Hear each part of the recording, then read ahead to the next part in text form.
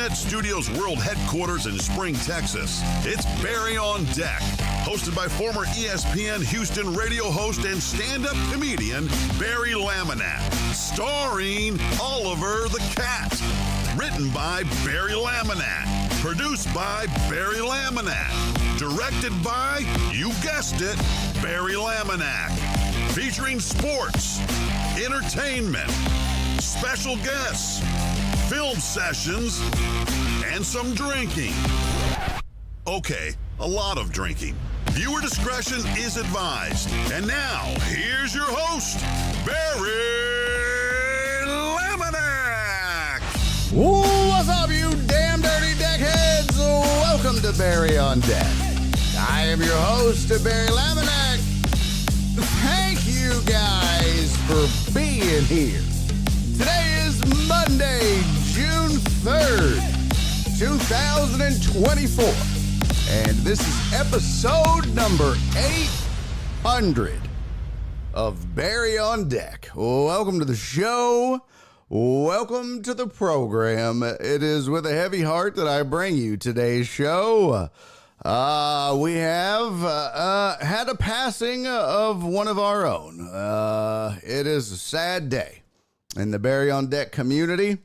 There is no reason to beat around the bush. We are going to celebrate 800 later, but let's get to it because our boy Alan Denson passed away over the weekend, and sad day for us here in the Deckhead community. If you knew Alan, you knew a heck of a man. You knew a heck of a dude, and you were lucky enough to meet one of the good ones. One of the good ones of us, and one of the good ones in general. There's a lot of us in the Deckhead community. You know, there's a lot of us, not just on the Discord, not just on the Patreon, not just in this chat. There's a lot of folks that come and go. There's a lot of folks that watch this show in different forms and fashions. Maybe some of you listen on the podcast and you never show up to the chat. You're still a deckhead. Maybe some of you just sporadically listen or watch or whatever. It doesn't matter if you support me, you support this show or whatever. You're in some form or fashion a deckhead. And I got to tell you, man, a few people have made me feel more important, or more like a rock star than Alan Denson did. What a sweetheart. I mean, just the sweetest, kindest, gentlest man that you would meet. And every time he met me, just the kindest things that he had to say about me, about the show, about the community, about the people that make up what we do here on this show. And no enemies that I knew of in this community, amongst us or otherwise.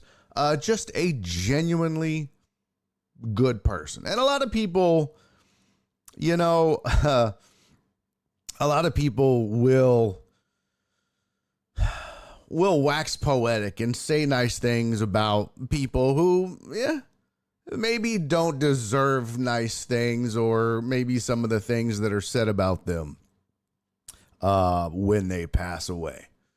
Alan is certainly not one of those people. He was, when I tell you, one of the sweetest souls. He was. And he will be missed.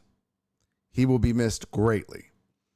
And not just by us, not just by this community, not just by the people that make up the deckheads, not just by the people that make up the deckhead community. He will be missed by family. He'll be missed by Kathy. He'll be missed by his son Braxton, obviously his family, his friends. Kathy messaged me, and didn't even message back, and I feel bad about that. But I found out this weekend, and this weekend was a tough weekend to be, to have, the ability to respond. I was on the road. Nora and I had taken our monthly couples retreat. We try to get away once a month and spend some time together. And this is one of those weekends. And when we do that, we pretty much have a no phones policy. So we put our phones up for the most part.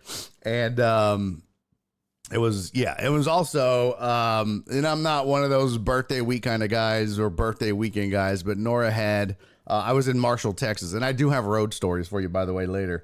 But Nora had planned something. We went to Oak and Eden, which is a whiskey maker, and they do this thing where you try some of their whiskeys, you do like a tasting, and then you make your own, I don't know, whiskey basically with flavors, or I don't know how to describe it, but it was really cool. But that consumed the whole weekend. So I was very much out of touch, out of pocket during the whole ordeal. And I feel terrible for not being able to get back to Kathy when it happened. But I know, and I am thankful for the Deckhead community who was there for her, and was there to be there for her. And I know Terrence was very close with Alan Denson. I know DJ Maddie was very, very close with both Alan and Kathy. And so he was there for them as well. And I am thankful for them, and I'm thankful for the Deckhead community that rallied for the Densons and for Kathy and Braxton and it is a tragic day. We've suffered a lot as a community over the last 4 years since this show started. We've had a lot of unfortunate events occur. We've had folks in this community lose loved ones, but we have not lost an actual Deckhead. We know Heartthrob lost his significant other. We've had other Deckheads lose close loved ones, fathers, mothers,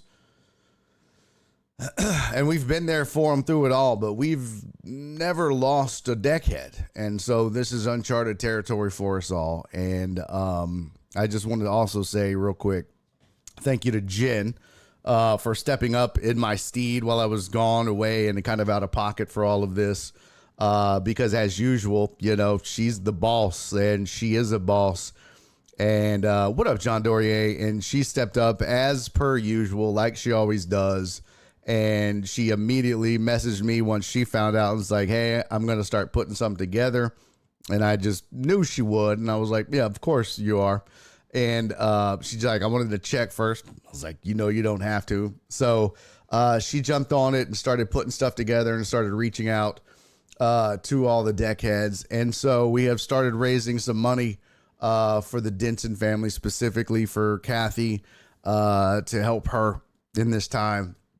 Because her and Alan, I tell you, Jen and I were talking, and, a lot of us have loved ones and significant others.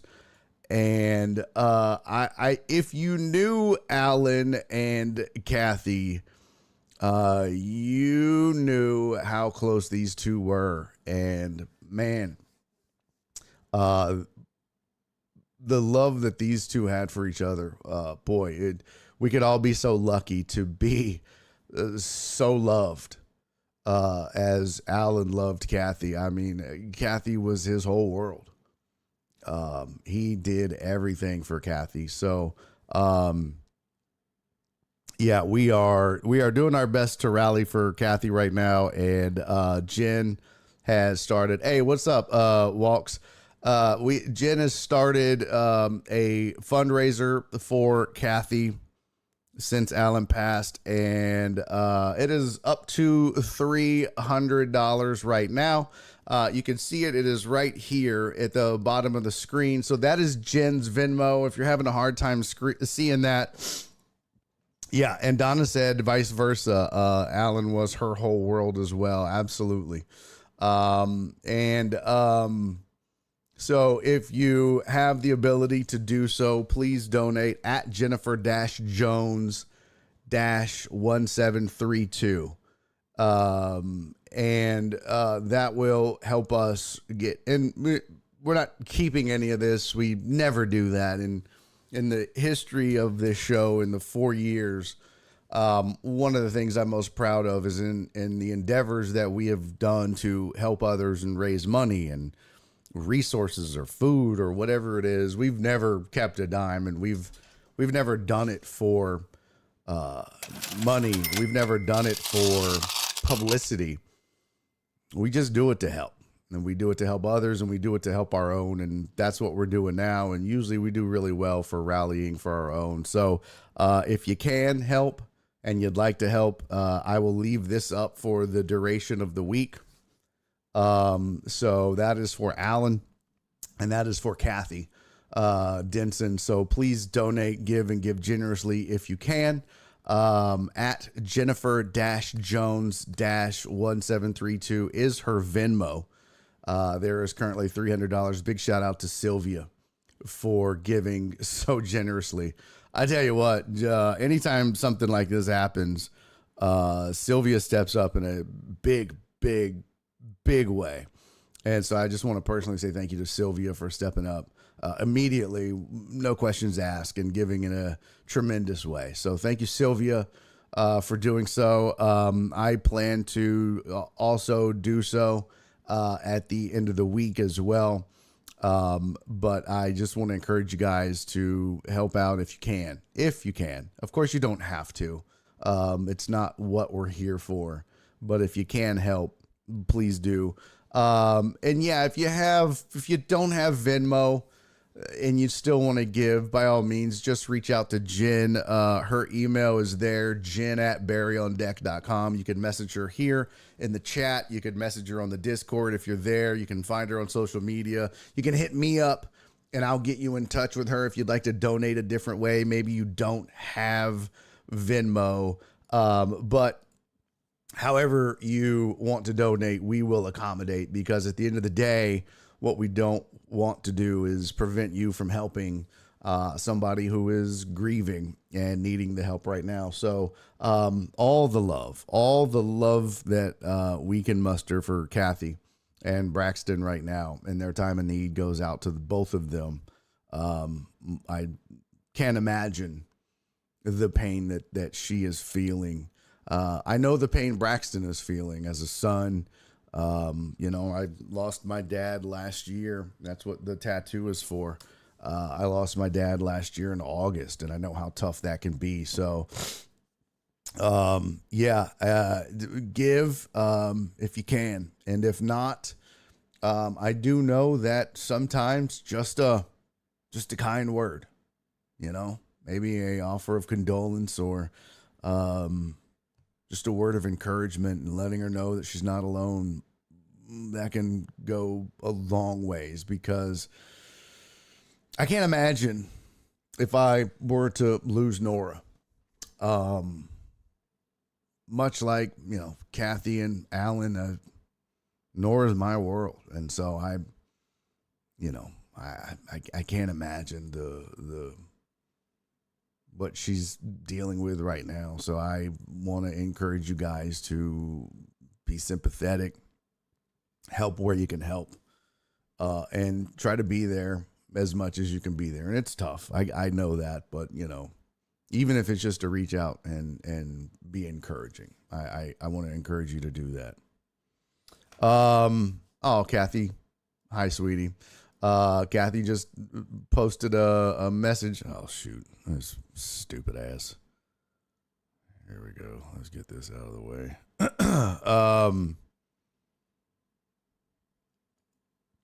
Kathy just posted a message on Facebook.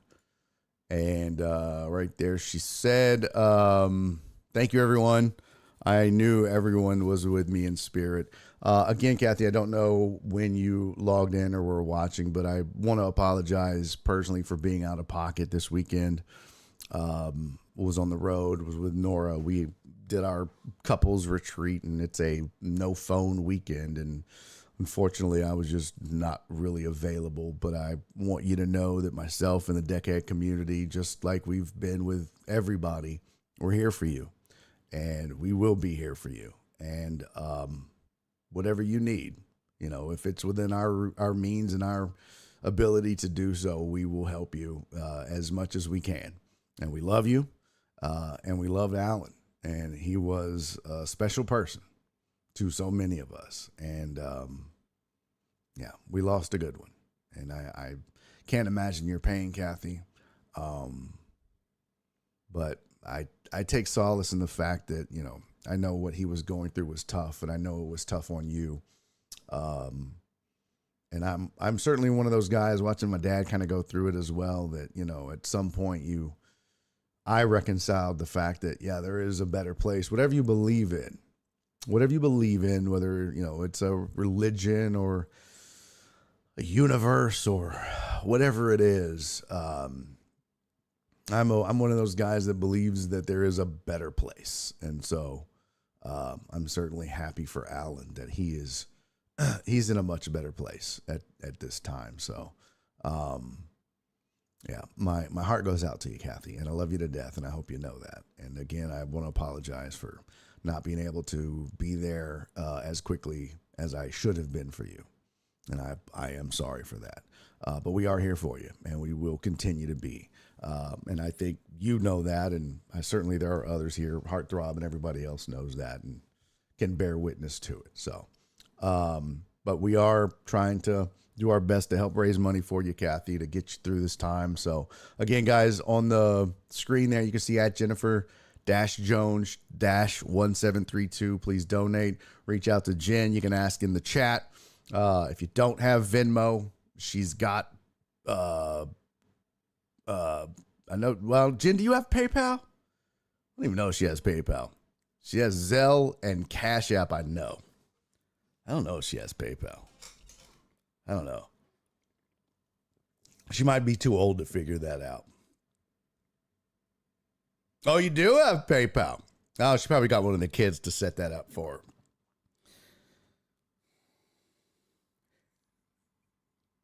Actually, PayPal is the one for old people.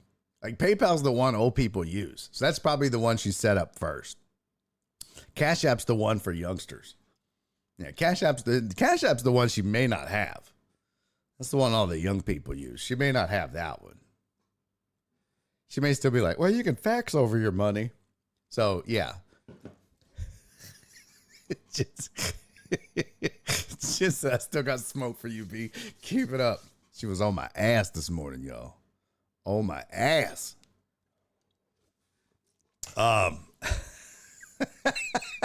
Donna said, I'll hold your earrings, Jen.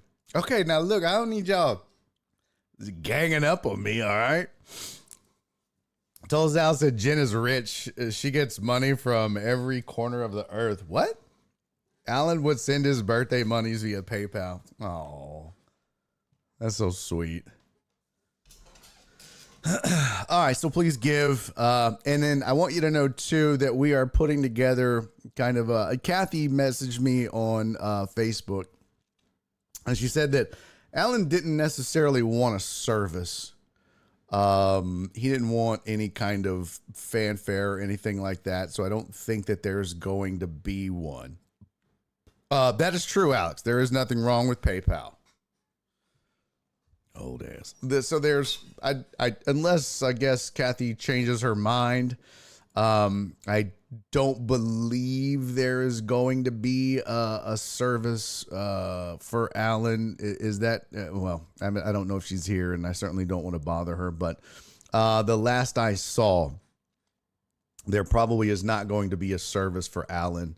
That said, we are going to do our own version of kind of a service / celebration of life / memorial / remembrance for Alan. So this is certainly not it. This is just me saying some words from the heart. None of this was prepared. Jen and I talked about it this morning, and we want to do it right. and we didn't have the time to put it together the right way. So we felt like maybe Thursday of this week would be a more fitting date to kind of have a celebration of life for Alan on the show. So in that regard, I want to encourage you all to, if you have a favorite memory of Alan, if you have a favorite thought or moment or picture or whatever, I want to encourage you to email Jen at jen@barryondeck.com. Email her. You can also message her on the Discord server, hit her up on social media. She does take faxes. I think she's also, as old as she is, you can still send her a Western Union telegram.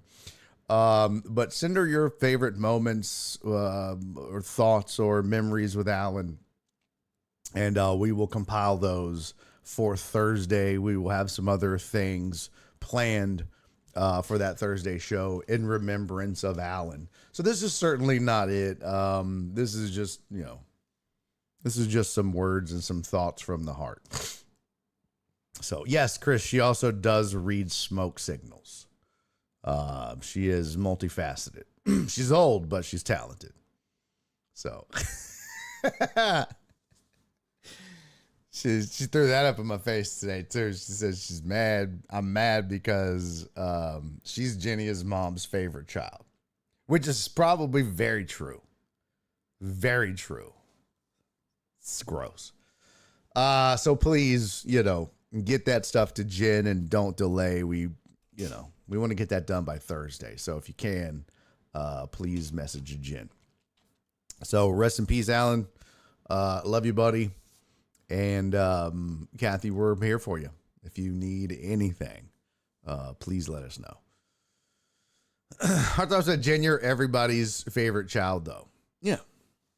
Yeah, you're everybody's favorite child, Jen. You're like the Benjamin Buttons you're the old ass child. You're the 57-year-old child. Jen is an old ass kid.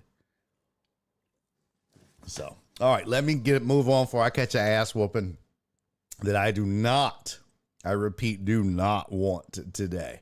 Busy show planned for you. PP Dubs wants to know, does she take carrier pigeon? Yeah, I believe she does. The last person to mess with is Jen, and Barry is acting up like she is not going to whoop that ass. Yes, that is,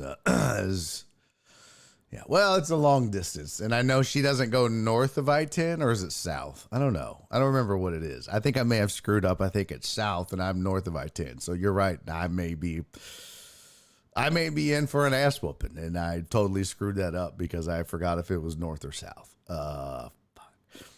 Cece said she ain't mine if she don't come get these candies I smuggled from Canada.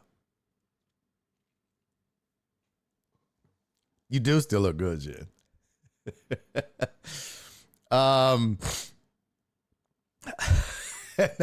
Everybody's coming up with old methods to send Jen information. Pony Express. All right, Jen, will you go live on Facebook when you open that can? Oh, shut up, Total Dallas. Jen, I'm 10-minute drive from Barry. I'll go smack him for you. Shut up, Mark. All right, let's get to the show. We have plenty to get to. By the way, I do want to say I really am going to miss Alan being the first in the chat. It was always funny to me. Alan would get in there and talk to himself, and it was just hilarious. And I'm gonna miss that a lot. I would always get a giggle out of that because some of the shit he would say to himself was absolutely hilarious. He'd argue with himself. This is too funny. Alex said Barry's just a toll road trip away. Shut up. Much love to the Denson family. Yes, indeed, Podge. All right. Let's see. We have much to get to. We have some headlines. What the frick? There we go. Got a couple of headlines, got some stories. I do have a road story from you. Oh. Amy said, okay, Jen's PayPal, Cash App, Venmo, her age. One more thing, Barry. What's the last four of her social?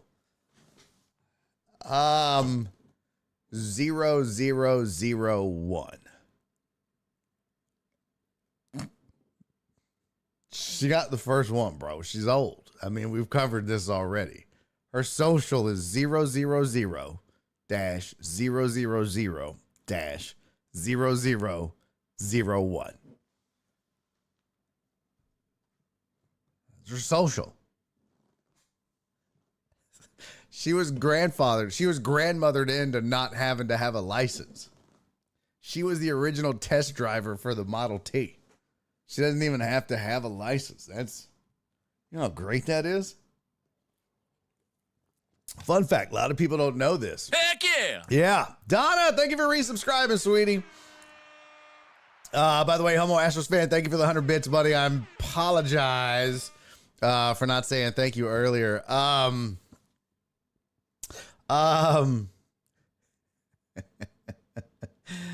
So, yeah, a lot of people don't know this, but when Moses parted the Red Sea, yeah, Jen was on the other side having a picnic. It was crazy as shit.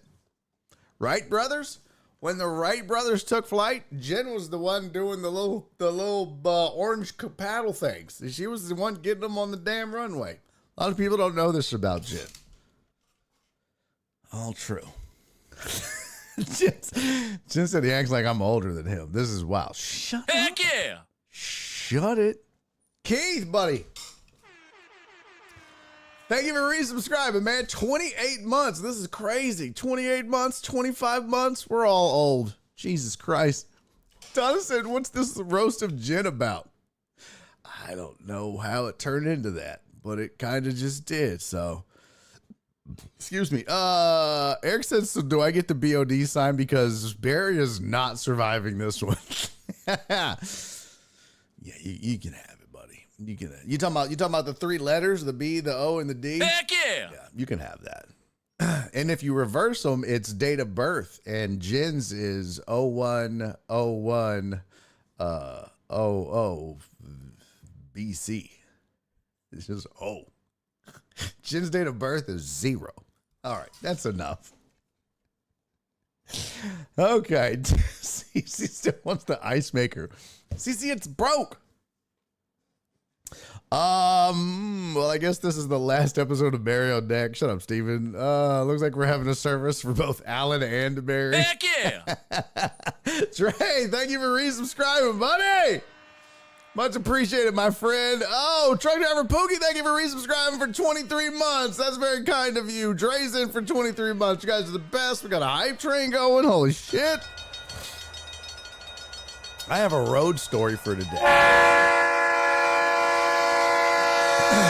have a road story for today. That's because Amos said I wouldn't do you that way, Jen. Now, total balance is a different story. What?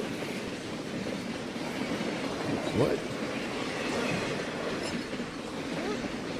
You know what that means? Heck yeah!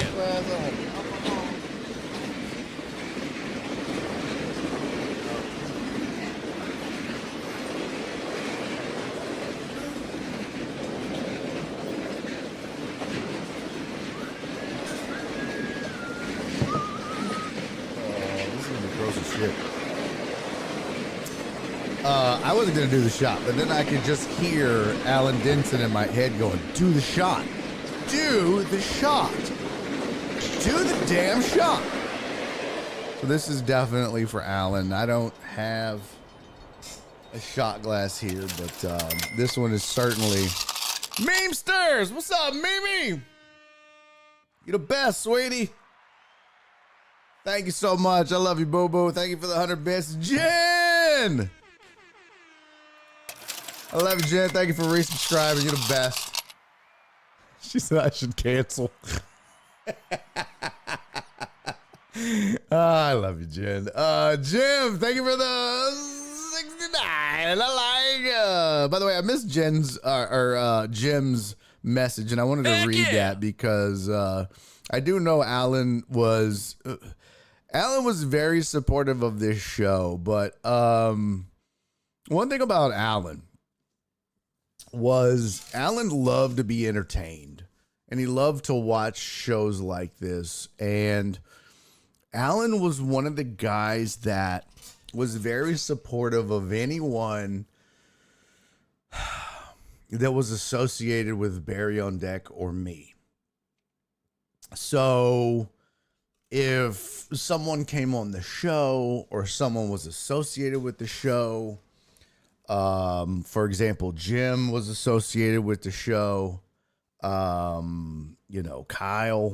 Kyle messaged me and he said, man, did you hear Alan passed? And I said, yeah. And he said, dude, that sucks.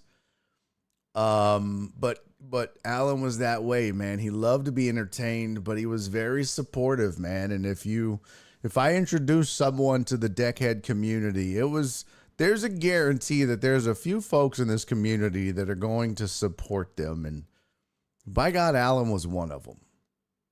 Alan was so supportive. And again, it just goes back to the goodness in his heart and the kindness in his heart. And he just loved to be entertained. And Jim was one of those guys that benefited from it, man. Alan would go and watch a show, and that's what he said right here. He said, Alan was good people. He and Kathy would watch my show together, and it was always good to see them in the chat. This is tough. And that's the kind of guy that Alan was. He was, he would go watch Josh. He would go watch Kyle. He would obviously watch all the shows that I was involved with others, and then if Liebeshock was doing something, Alan would support that. If Westling was doing something, Alan would support that. Alan would support, and especially if it was, again, something where I'd be like, hey, you guys go support this. This is a cool person, or this person is associated with Barry on Deck or me, and I support them, and I would encourage you to do so. He was one of the few that would, because a lot of people hear that and then they're like, oh, that's cool. But let's be honest. A lot of people don't, and that's okay, but they don't, but not Alan. Alan was one that really did. And even online, doing this business is tough. This is a tough business, especially tough without support. And I'm lucky enough on this show to have a ton of support. And then even in comedy, man, it's tough to grow an audience as a comedian if you don't have people constantly helping you grow. And the way that's done in 2024 is content. And I preach it, and I maybe too much or whatever, but a sad reality of being a stand-up comic in 2024 is you need people to like your content, share your content, support your content. It's the game. It's the only way you grow. Is people have to like it. They have to share it. They have to save it. They have to do all those things because we live in an algorithm world. That's just it. And so in order to grow and get followers and be able to tour, you need all that. And I can honestly, and this is not just hyperbole, I'd see it over and over. There was one person who would faithfully, without a shadow of a doubt, share a video. Almost every video I would post, he'd share it. And it was Alan. Like clockwork. I mean, I could almost literally count on one share. If I never got another share, oh shit, my bad.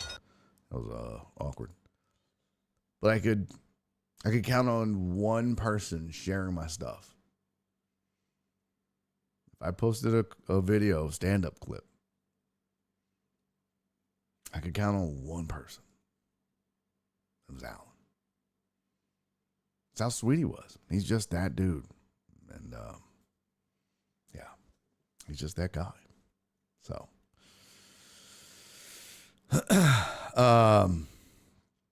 yeah, for those of you just getting here, by the way, Cool Breeze, thank you for the 200 bits, man. Much appreciated. Mimi, thank you for giving out the gifted sub, sweetie. Much appreciated to you. Thank you guys for the hype train. Cool Breeze, thank you for the 200 bits.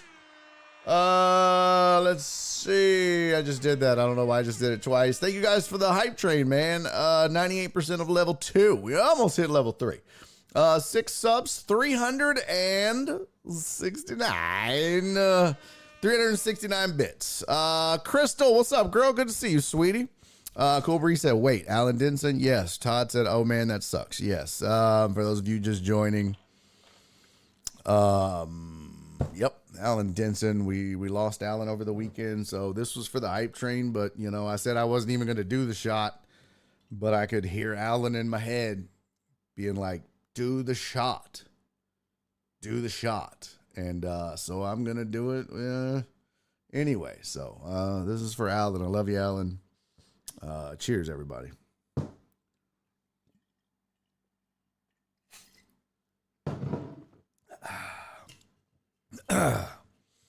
That's sweet of you, Perry. Perry said, hey, guys, popping in to say prayers for the Denson family from the Jones family. Appreciate that.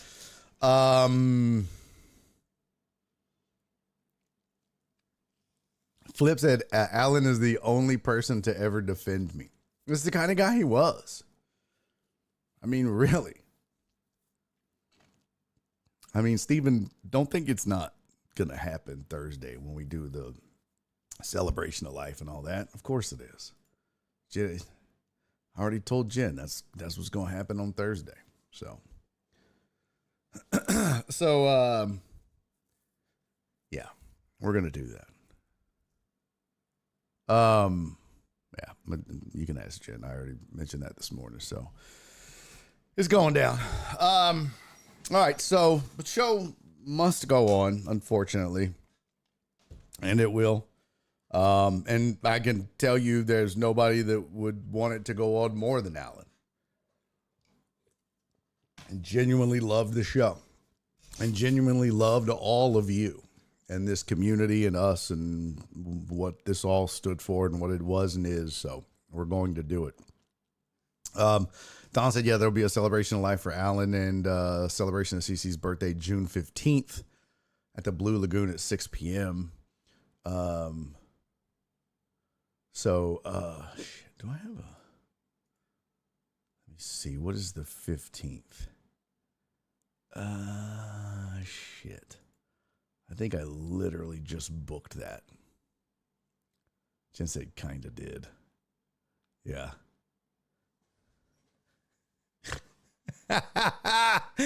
Got him. So CeCe said, Steven said, need to get batteries for your bottle lights. And CeCe said, Steven the Weather Guy, yes, I have mine at work. And Steven replied, well, you should put them somewhere where you would actually see them. Emotional damage. Pull up your pants. Oh. Almost did the pull up your pants. She goes, set myself up for that one. Yes. Yes, you did. Hey, what up, Swinny Poo? Good to see you, brother. Justin Swim for checking in on the YouTubes. He said, Dan, that makes me sad. Alan was a real one. Alan really was a real one. In no uncertain terms. Alan was the realest of the real ones. Let's see, where is where did it go? What the hell was I looking for? What was I going to show you guys? I don't remember now. I was going to go get y'all something. I don't remember what the hell it was now. Shit. What was I going to go get you guys? I don't even remember now. Crap. I don't know.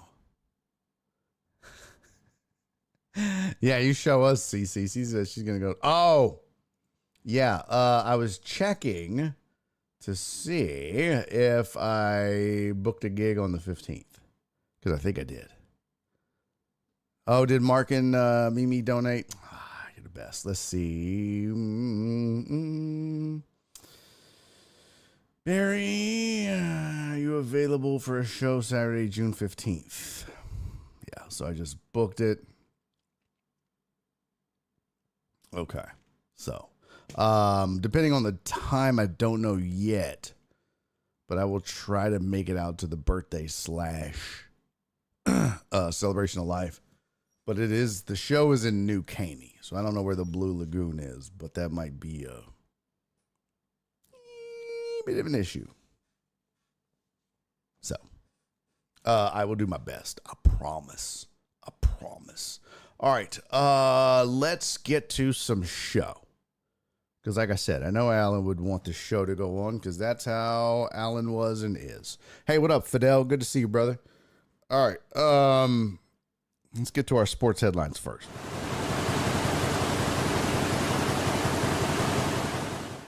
Well, shit. I forgot to set up the damn sports headline. I just rolled right into it. Didn't even set up the damn... There we go. Here's sports headlines for the day.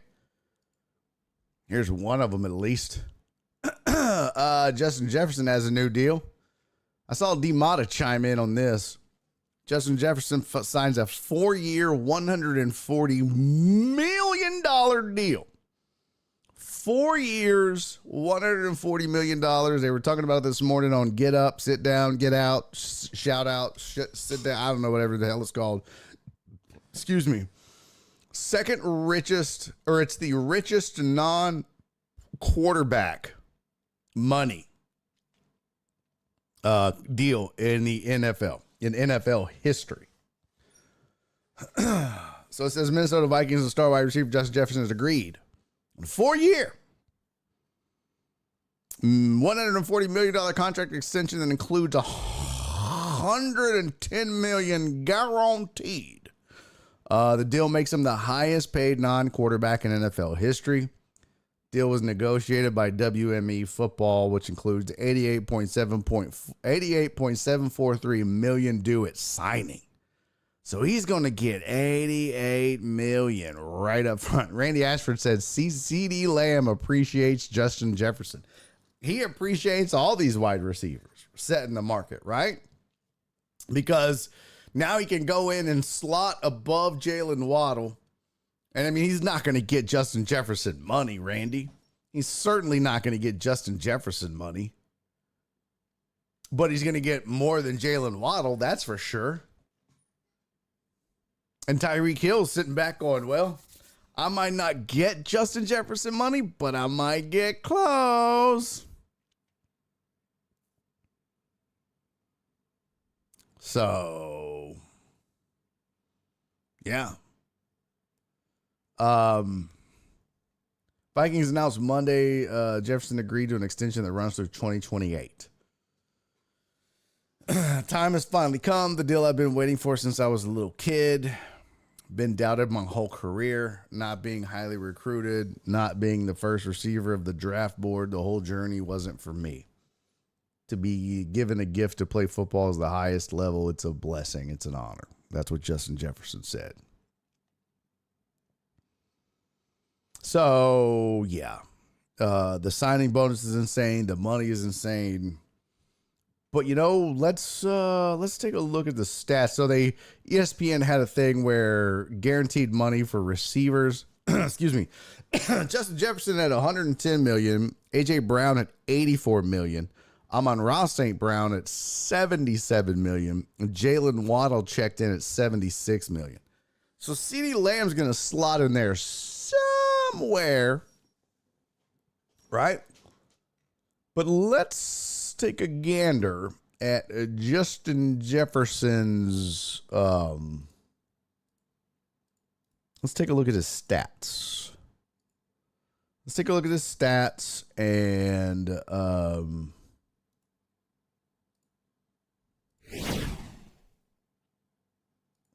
this is over the years here. This is the last 4 years. He put up 1,400, 1,600, 1,800, and 1,000. Last year, he only played in 10 games. He had the 5 touchdowns. He's had 7, 10, 8, and 5. 30 touchdowns in 4 seasons. almost, well, we'll just call it 5,900 yards in 4 seasons, 60 games in 4 seasons. You know, pretty healthy until last season, actually. Only 3 fumbles. He's good for about 1 a season. So this was last year's stats. Yeah, that was 68. But if we did some math, right? If we do some gazentas and we do the numbers, and let's just do some per games. He's 60 touchdowns, or 60 games, 30 touchdowns. Well, that's a touchdown every other game. That's pretty good. I mean, you got a wide receiver that's getting a touchdown every other game.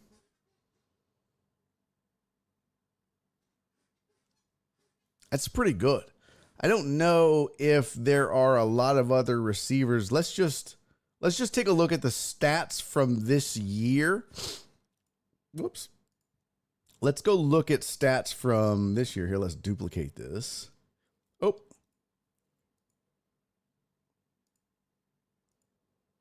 We'll see if maybe who else over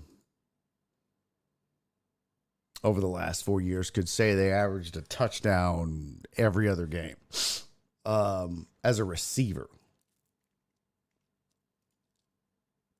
So we'll pull in Tyreek Hill, CeeDee Lamb, and Amon-Ra St. Brown. So Tyreek Hill, CeeDee Lamb, and Amon-Ra.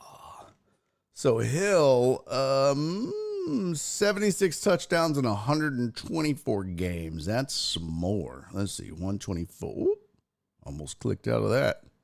Don't want to do that. Definitely don't want to do that. That's not a thing. So let's see, 124 divided by 76. Well, that's way better than Justin Jefferson. Tyreek Hill's averaging 1.6 a touchdown every 1.5 games. That's receiving. He's also got rushing touchdowns, obs. But and his durability is there, which you wouldn't suspect from Tyreek Hill as much as he runs the ball, right? But it's there. So those numbers better. Flip said, who led the league in wide receiver touchdowns? 'Tis a good question, sir. 'Tis a good question, sir. Mike Evans had 13. Tyreek Hill had 13. Lamb, Sutton, Brown. Now remember, he only played in 10 games. So it's really not fair to judge the 10 games. He was 35th. He had 5. Kind of hard to judge based off of that. You need a full season. Now, we could go back to last year's full season. Let's go back to 2022 regular season. Well, that was when Devontae Adams went off. And Jefferson was 11th, tied for 11th in the league with 8. I mean, Mark said, I don't personally think total touchdowns is a great way to judge best at position. Some of these guys are the only target their QBs has. Well, wouldn't that mean more touchdowns?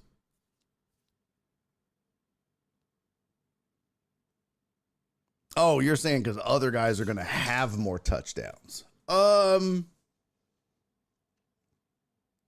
Okay. But yeah, if you take that into account,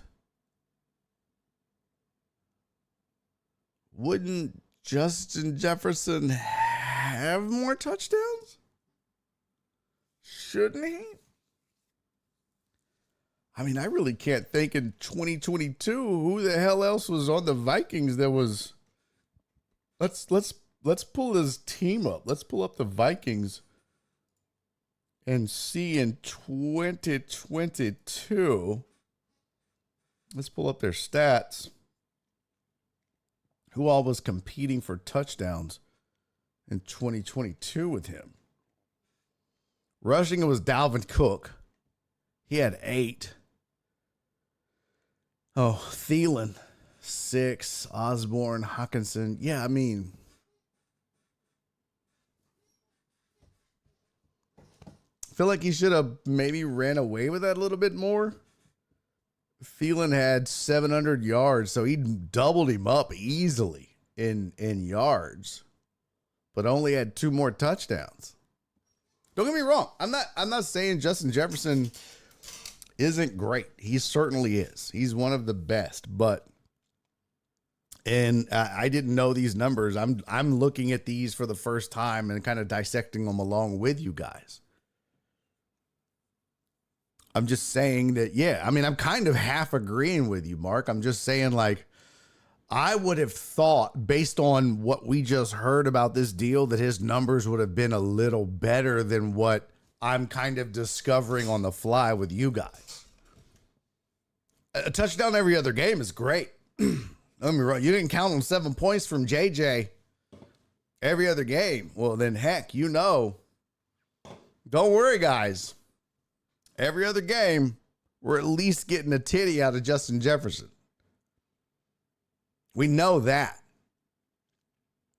I mean, yeah, we got to figure out what we're going to do the rest of the time, but for sure, we're getting one out of him.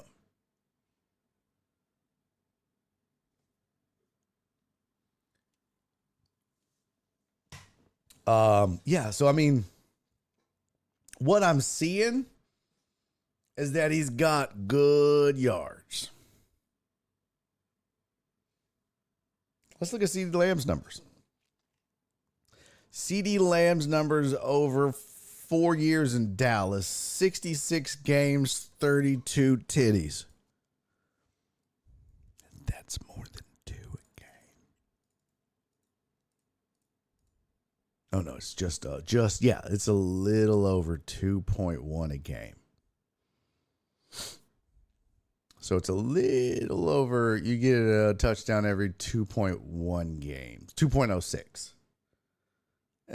So it's just right around the same as Jefferson, right? And then if you divide the yards, 51.45 divided by 66, he's averaging 78 yards a game, whereas Jefferson... Wait a damn minute. Where's the stats for the year? There you go. We'll round up to 5,900 divided by 60. He averaged 98 yards a game. It kind of feels like the Vikings are paying for yards. Tyreek averages more touchdowns. CeeDee Lamb averages about the same touchdowns. Amon-Ra St. Brown over 3 years. If we do 50 games divided by 21 touchdowns, that's 2.4 a game. Not quite as good. Okay, fair enough, which is why he didn't get the money. And he's at 35.88 divided by 49. Yeah, he's averaging 73 a game. So way under in yards. Hey, what up, Mean It? Yes. Very sad news about Mr. Denson, unfortunately. So... Barry is pretty much making the point I was trying to make. I was arguing for Justin Jefferson. I mean, you're arguing for him? I mean, Tyreek Hill has more touchdowns than him. He has more yards than everybody, but the touchdowns are... I don't know. Yards to me, touchdowns win games.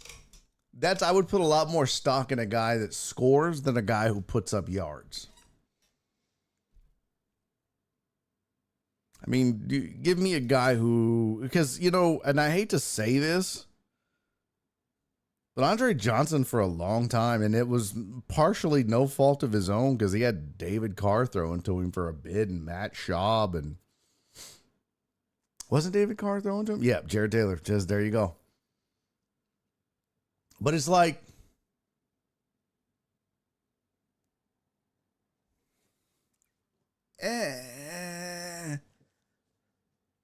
there's a reason Andre Johnson was really, really good, but never considered the best.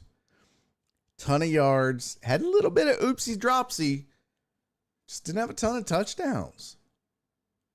And I love Dre. And Dre was the man when it came to the Texans.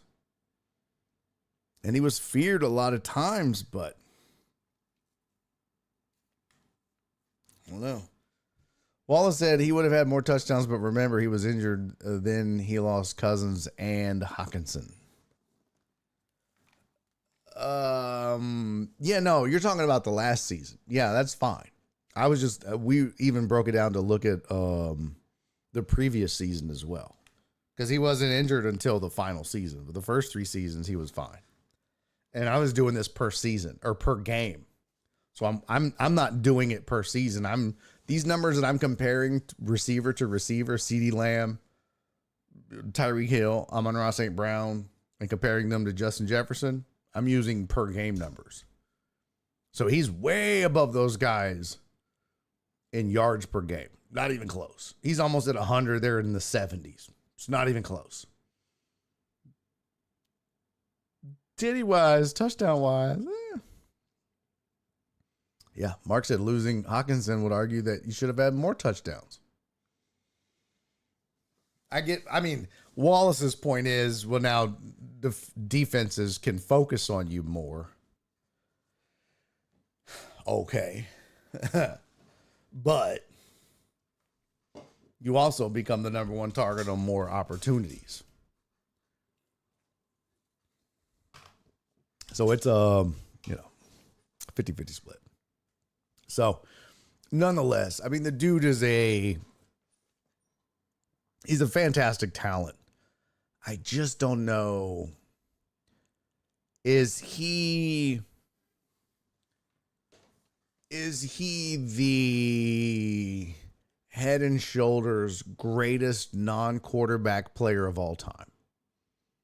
Because that, ladies and gentlemen, is what this comes down to. If you get the richest contract, the richest non-NFL quarterback contract in history, what we are supposed to believe is that you are the greatest non-NFL quarterback player in history. Will he go down as that? I don't know. He certainly could. He's got the skill set to do so. Has he been that through the first 4 years? Well, we looked at Tyreek Hill over the last 4 years, and Tyreek Hill had 15 touchdowns in 2020. Now, granted, Jefferson was a rookie, so that's not necessarily fair to compare him in that regard. But another thing we could do too is we could go back to this and we could pull up some other names that we're really not discussing. I mean, we could pull up Diggs and Adams, but we could pull up AJ Brown, who got the second richest contract. We can also pull up Jamar Chase. I mean, hell, we could even pull up Mike Evans, but we can start to look at all these numbers, right? We can start to look at all these guys. And Evans is an older cat, but I really want to compare him to Chase. There we go. Let's look.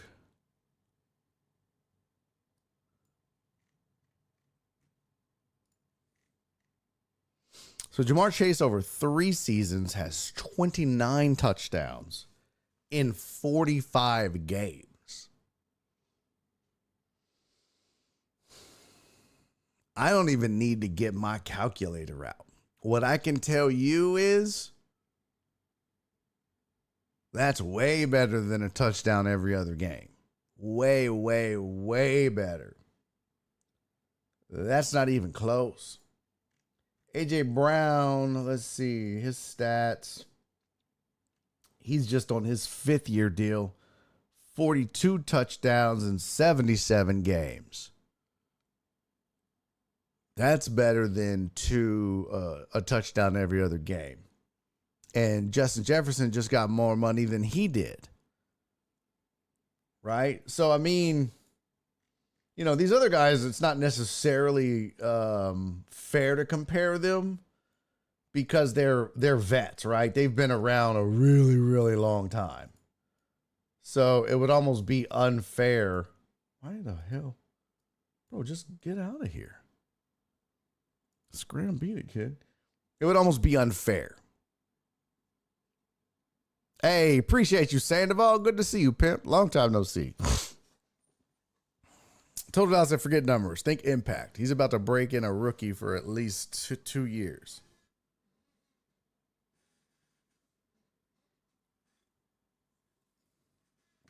Okay.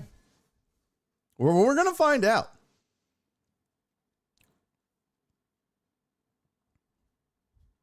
I'm going to find out. Skiggity Big, what up? Any way to see how Randy Moss compared to those statistics? His first 4 years? Absolutely. Pull that up. Randy Moss. Let's see. Randy Moss. Career stats. Randy Moss's first 4 years in the league. God damn. God damn. 17 touchdowns in 16 games, 11 touchdowns in 16 games, 15 touchdowns in 16 games, 10 touchdowns in 16 games. It ain't even fucking close. It ain't even close. It's not even close. That's what, 10, 20, 30, 40, 47, 48, 49, 53 touchdowns. And he played in every game in his first 4 seasons. 10, 20, 30, 40, 50, 60, 62, 64 games. God damn. What is 16 times 4? 64? Yeah. He played in 64 games. And he had 17 plus, what was that, 26 plus 10. He had 53 touchdowns in 64 games. Yeah, sheesh is right. But yeah, we got to look at Justin Jefferson, get the most money ever over every player ever not to play the quarterback position. And I mean, let's really think about that. Jerry Rice, Randy Moss, I mean, we're talking defenders like, I mean, hell, we can go with another JJ Watt. I mean, Bruce Smith. What's the old boy, the pass rusher in Philly? Why am I blanking on his name? I mean, the list goes on and on and on of the greatest players. Yeah, Mark said you can't compare old contracts to new. It's not that old. Well, I mean, yeah, but to just get that kind of money is just, what? What? Yeah, Moss had 23 touchdowns with Brady in 1 year. It's crazy, man. Crazy. Cheers. Moss had the greatest, Watt had the greatest touchdown to yard ratio ever. Yeah, no, I Amos, come on, bro. I'm not stupid. I mean, I'm not dumb. I like that everyone has to point out to me like I'm a fucking moron that, well, the contracts weren't the same as they were back then. No shit. What? Is that how money works? No way! You mean money now versus back? No, salaries? No. My point is, Jared said his aim is breaking news again. Yeah, thank you, Ian Mus. My point is, this dude ain't even putting up numbers that like a guy like Moss put up, but he's getting that kind of cash that would be equivalent. And I get it. He's a dynamic talent, but we just looked at, well, what is his numbers compared to Jamar Chase? Not even as good. And Chase is only 3 years in. No. I didn't bring it up. I was asked to bring it up. And then when I looked at it, it's like, oh, sheesh, he's not even outpacing them statistically. And let's point out, Amos, that back then versus now, today is way more pass happy, even compared to then. Think about offenses back then versus offenses now. I mean, think about rules back then versus rules now. PI. The ability to hit the quarterback. Defenses back then were not as handicapped as they are now. So to put up those imagine the numbers Randy Moss would have put up in the same exact scenarios as Justin Jefferson. Put him, just take Justin Jefferson, boop, zzz, psh, and then go get Randy Moss, pluck him, boop, zzz, psh, and you still got Kirk Cousins throwing to him, but it's still 2023, 2022, 2021, same thing. Ridiculous.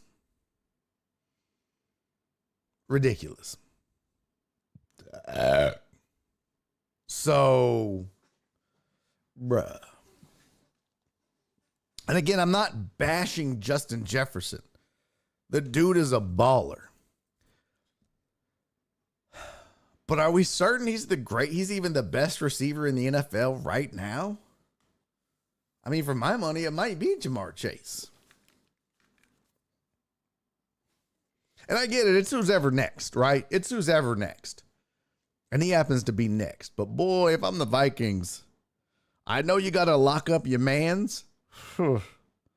Jeez. You probably could have locked him up on the money and maybe less guaranteed or something. I don't know. Jeez. That's a lot. I think they overpaid. I'll just say it. I think they paid. Sandoval said, damn, side note, Mexico has elected a female president for the first time ever. Yeah, Sandoval, when I saw that, let's be honest, and it's good to have you back on the show. What is that? Why does it say Twitch is streaming? Is Twitch working? Yeah, Twitch is working. I'll be honest. It's wild to me. Mark, you're a jerk. It's wild to me that as we sit here, somebody pointed out, Mexico is the first country in North America to elect a female president. Not Canada. Not America. Mexico. And I know that sounds wrong. But if we were to rank countries based off of progressiveness and machismo, who's the most progressive and who has the most antiquated views of women and still believes in the machismo thing, I think you would think.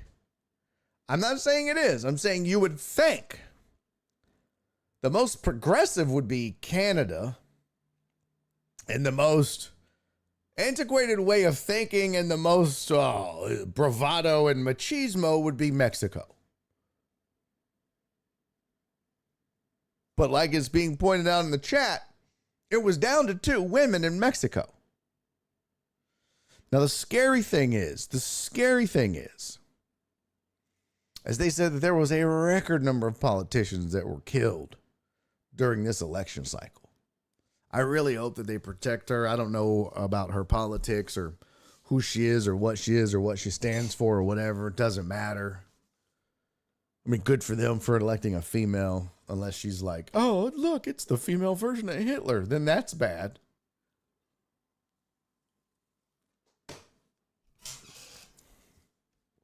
Hey, much love, Sandoval. Appreciate you, buddy. He said, praying for the Denson family and friends. Yeah. Jared.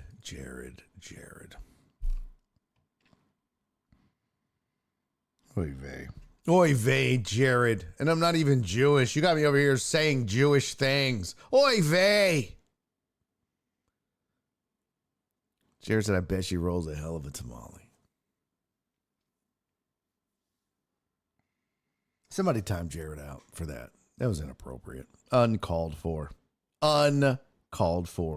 Jared Dallas. Total Taylor. Uncalled for, Total Taylor. What is that, Flip Taylor?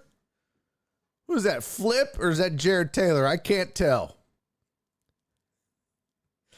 Can't even tell. Jeez. All right, so there's our discussion of Justin.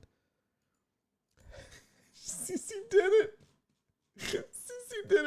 Cece said it hurt, but I did it. Hey, it didn't hurt you, Cece. Don't even lie. Don't even lie to me, Cece. Cece said it hurt, but I did it. That didn't hurt. Cece did that for every chick with 2 titties on this planet. She was like, let's go. Roll that tamale, hoe. What? Bitch. Cece probably clicked that mouse with 2 fingers, 1 for each titty. Bam. So Dawson, what the? Tony said, actually, I have no idea how they make tamales. What is that supposed to mean? Are you supposed to? Did you just be racist to your own self, Tony?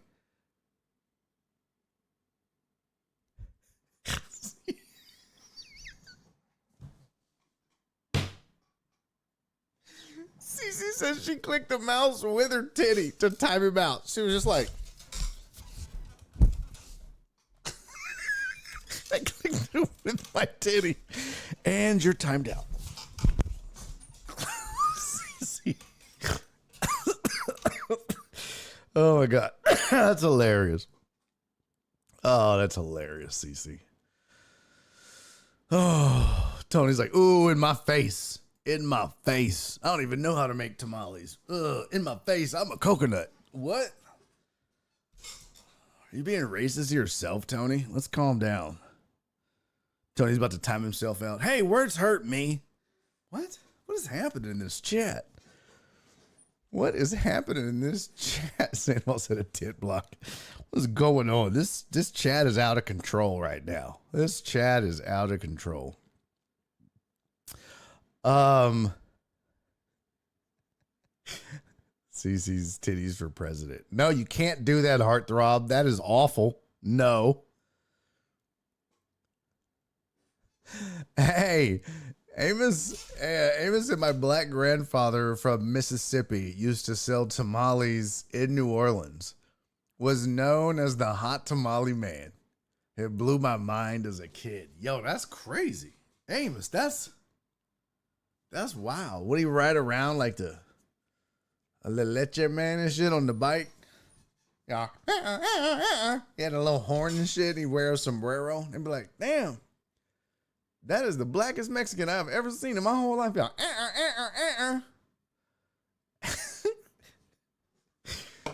Yo, that's crazy. Would he make them, Amos? I gotta know now. I'm in it. I'm in it. I'm invested. I'm 100% invested in your black Mexican grandfather. I'm 100% in on this. Would he make the tamales, or would he like go and buy them from somebody else and then just mark up the prices? And where would he sell them at? Would he sell them in y'all's neighborhood? Would he go to like a Hispanic neighborhood and sell them?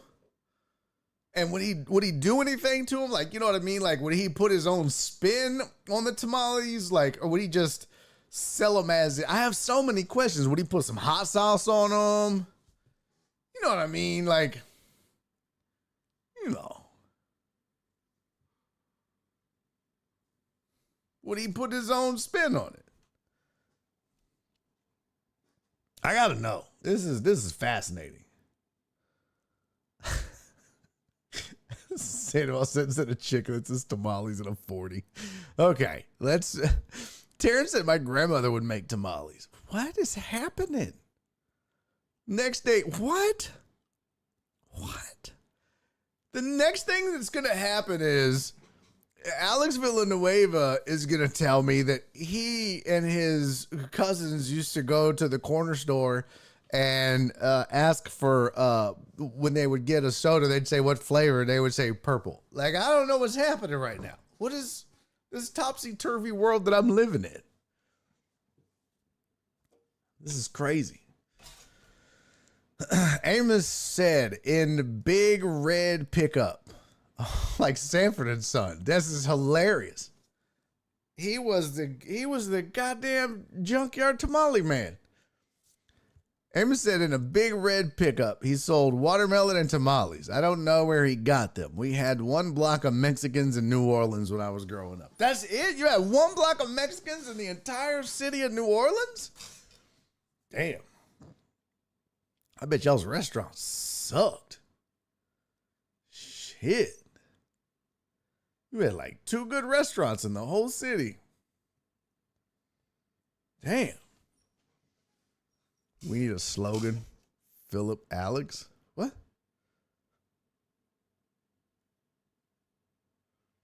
What? I'm confused.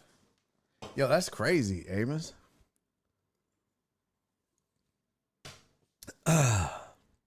Watermelon and tamales. That's crazy. That's very on brand and off brand. And I feel like he was trying to cater to everybody. Right? I feel like Amos, like your grandfather was like, you know what? I'm just trying to make some money. Amos said black people do what Mexicans do here in New Orleans. Okay. I dig it. I feel like your grandfather was just like, I don't give a shit. Black, brown, white. I'm taking everybody's money. I care. You know what color I'm with? Green. Yeah, you know what color I associate with? Green. I'll take you green. I don't give a shit what your skin color is. What color is inside your wallet? So he'd be like, you know what? We're going to load this truck up with. We're going to put some watermelon in this bitch. And then we're going to put some tamales in this bitch. And then I can see little Amos be like, Daddy, what about the white neighborhoods? Throw some broccoli in the back of this hoe. Let's go. Should we season it first? Boy, we're trying to sell it to these white people. If you season it, they're not going to buy it. Damn, don't you know anything, kid? Get in the truck. Seasoning the broccoli. We're trying to sell the broccoli to the white people. Amos, get in. Boy, I got to learn you today. Seasoning the broccoli for these white folks. What's wrong with you? Amos said he was a retired policeman. Midnight black with blue eyes. Ooh, I bet he was handsome too. Told Dallas, said, what rapper said, I'll sell anything people buy? I feel like all of them said it in some way. I don't know. That's hilarious, Amos. Just out here, that's crazy. That's wild. Cisco said he's a coconut, self-proclaimed coconut. Cisco said, my grandma used to cook ham hocks, collard greens, and black-eyed peas every New Year's Day. Well, I mean, yeah, I don't know about all of it, but yeah, okay. Was that like the one day a year? She'd be like, oh, we're going to get some soul in this house today.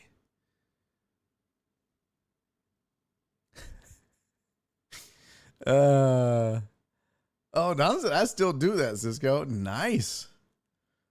Amy said we used to hit every project in the city. That's the crazy thing about New Orleans, man. New Orleans has flavor. And it's like, I feel like I know there's some, I don't know. I always felt like, and I could be wrong, I didn't go to New Orleans a lot. I know a lot of people from the city, so I don't know this for sure. But I never felt like, and I don't know. This is just a wild ass assumption because I never felt like it came up. But the perception that I had of New Orleans is like race was never at the forefront of the issues. There might have been issues of poverty. There might have been issues of territory. There might have been issues of class, right? Like socioeconomic. But I don't feel like it was just rooted in black versus white or brown versus black or white versus brown or black versus brown per se. Of course, some of that exists. It exists everywhere. But I always had the perception that like in New Orleans, I felt like for the most part, it was about other issues, right? More so than race. Again, yes, that exists. It exists everywhere. But maybe it was more about class and socioeconomic versus race. Yeah, Amos said definitely more class than race inside the city. Okay. Because I think the same thing might be true here in Houston. I feel like if you get up to Dallas and Fort Worth, there's definitely more undertones of race and racism in Dallas. Not as much in Fort Worth, but definitely Dallas as opposed to Houston. Don't get me wrong. There's racism in Houston, 100%. But I don't think it's as overt or as widespread as you might find in Dallas.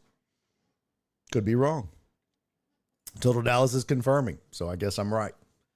I think that Dallas is overall a more racist city than Houston. Excuse me. Mark says there's breaking news. Oh, Justin said best food in the country is in New Orleans, in my opinion. Yeah. Mark said, bro, you live in Montgomery County. Yeah, but I didn't grow up here. I didn't grow up in Montgomery County. I live here now. But that doesn't mean I'm not in tune what goes on in Houston either. I spent a ton of time in the city. That's neither here nor there. And don't start bringing up white flight, okay? What's the breaking Astros news? Justin Jefferson, Cowboys. By the way, sad news from the world of the Dallas Cowboys. Larry Allen passed away suddenly at age of 52.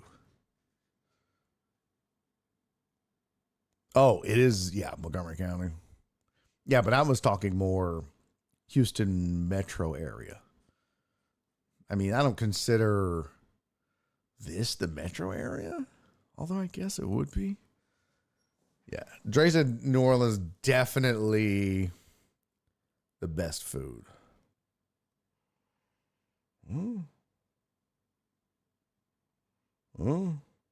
Mark said Urquidy's injury reemergence could be headed to Tommy John. Yeah, I had read that. Who did I read that? And then I heard there was a setback with him and Javier as well. Javier had more soreness, so great. See, other guys, have you seen the zoo in your backyard? Not the metro. No. I'll go to the zoo. Zoos are stupid. Not because I'm an animal rights activist. I just think I don't want to go to the zoo and stand out in the heat and stare at a bunch of animals that are laying out in the heat. No thanks. That's stupid. No thank you. No desire to do that at all. But yeah, rest in peace to Larry Allen as well. Sad news. Did they say what he died from? He was on vacation in Mexico. Yeah, I didn't see what it was, what the cause was. There's a video of John Madden talking about Larry Allen blocking. Good stuff. Yeah. I need to go see that. Yeah. Anytime John Madden told stories, it was good. All right, let's move on. I've got a road story for you. By the way, I want to remind you again right here. Shout out and rest in peace to Alan Denson. He passed over the weekend. First for us here in the Deckhead community. We've been doing this show for a little over 4 years. Today is episode number 800 of the show, by the way. Something to celebrate for sure. I would have never thought this show would have made it to 800 episodes. Ain't no way.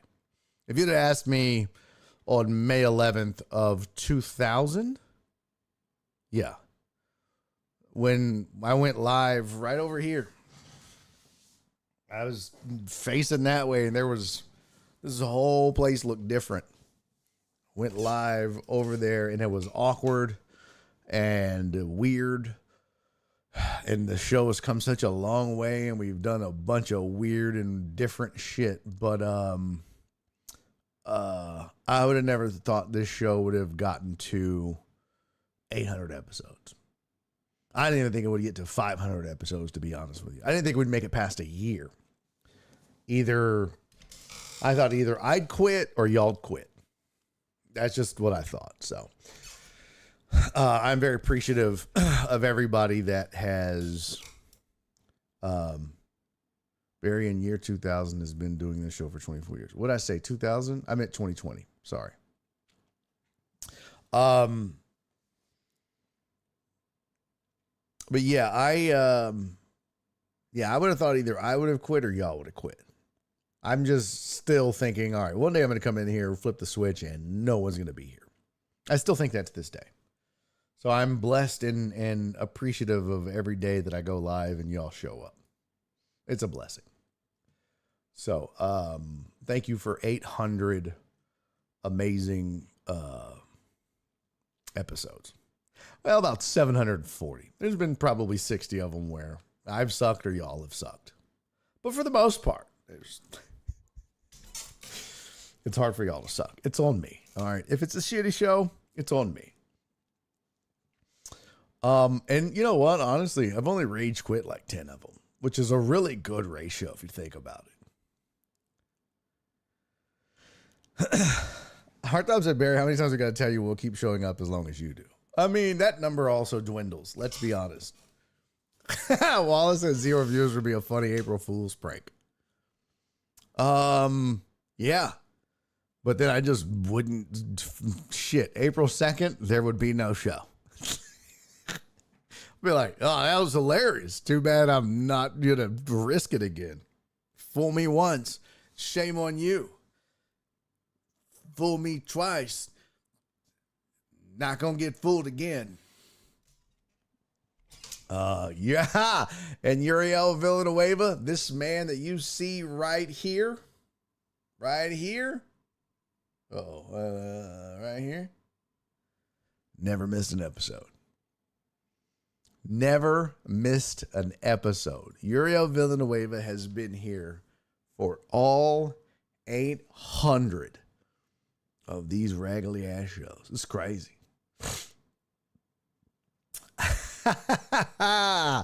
That's great. Amos said it might be tomorrow. We really only came to hang out with Alan. I wouldn't blame you one bit. I wouldn't blame you one bit, Amos. You could pick worse people to have come and hang out with. That is for damn sure. All right, let me tell you about my trip this past weekend. Oh, shit, I didn't. Well, I guess I could tweet the show out. It's 3:57. Hardtop said I told Barry last year he needed to do an April Fool's prank where he does an old YouTube intro and says, well, it's our last show. Let's get it. And then play the intro. I think everybody would know because it's April Fool's. I don't see how people still fall for shit on April Fool's. It's crazy to me. They'll be like, what? What? Did you guys hear? Did you guys hear Pat McAfee's having a baby? He's pregnant. Like, what, you stupid ass? Uriel said, yeah, my wife doesn't like it when we're on vacation and I have headphones on. You're a wild one, bro. Even I would understand if you're like, sorry, B, I can't do that. That's crazy. I almost feel like I need to take vacation when you do, just so I don't get you in trouble, bro. Ham, that's oh, yes, Steven, you can. Absolutely you can. Joe Pro! Oh, you old dog, you. Thank you for the 800 bits, Joe Pro. That is way too kind of you, my friend. Oh, shit, I missed Randy Ashford's Facebook post from a while back. He said new QB is going to temper those numbers at least this year. Talking about Justin Jefferson, and that is true. Yeah, those numbers are going to go down a bit. Thank you for the 800 bits, JP. Much appreciated, Mr. Prosif.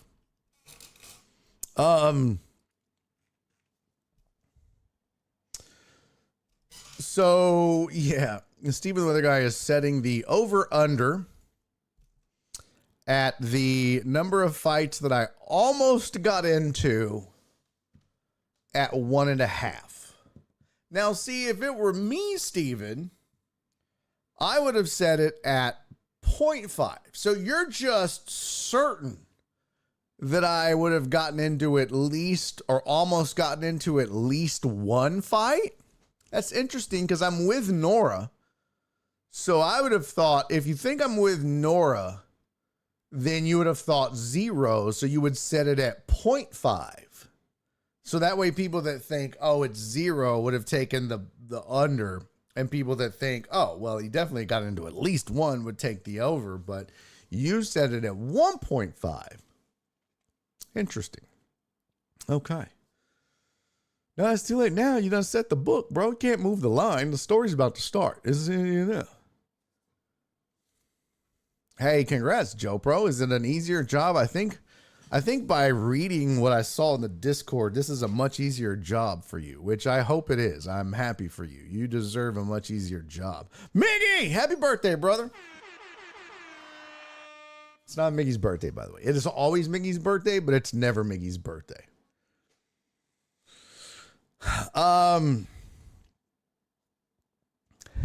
Steven said, I've heard enough road stories to be comfortable enough with 1.5. Okay, well, what are you taking? You taking the over or you taking the under? What's it going to be? You taking the over, Steven, or you taking the under?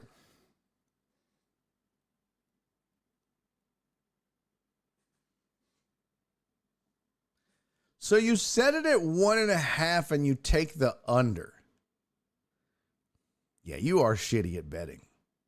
You're shitty at setting the line. See, you shouldn't even get to set the line and then take it. I should have set the line. I should have set the line and took it and let you take it. That's stupid. You set the line and then you... That's terrible. Yeah, you know what? You're right, Jared. Steven's terrible at this. He's like, how many? 1.5. Give me the under. Well, why don't you just say you think I got in one fight, dumbass? That's what you're trying to say. You think I almost got in one fight. Jesus. This is what I'm dealing with, you guys. This is the kind of shit that I'm dealing with. Good Lord.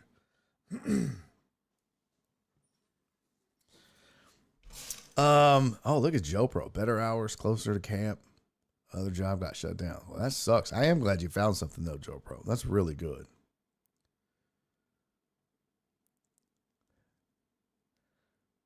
Don said, so does this mean no naps during Astros watch parties? Yeah, you got to be holding it down with Miss Donna during the watch parties.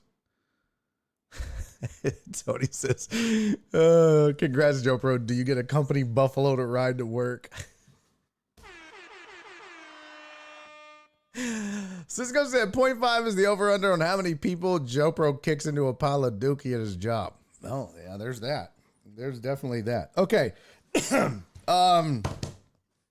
got to get my notes because I try to make notes on my road stories so that I don't forget, because there are things that happen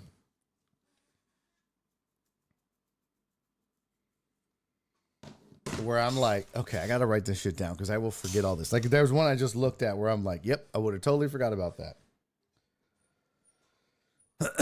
All right, so 4:03. You know what? Let's take a quick break. I know I'm a cock tease, but I do have to pee. And then we're going to come back and I will do a road story. Joe Rose, that road story, kick ass. I'm just in time. Time. Yeah, same thing. Yes, but I do have to pee. So let's get a quick break in. Jerry said put up a poll. Okay. I will make a poll. Everyone will get on my poll.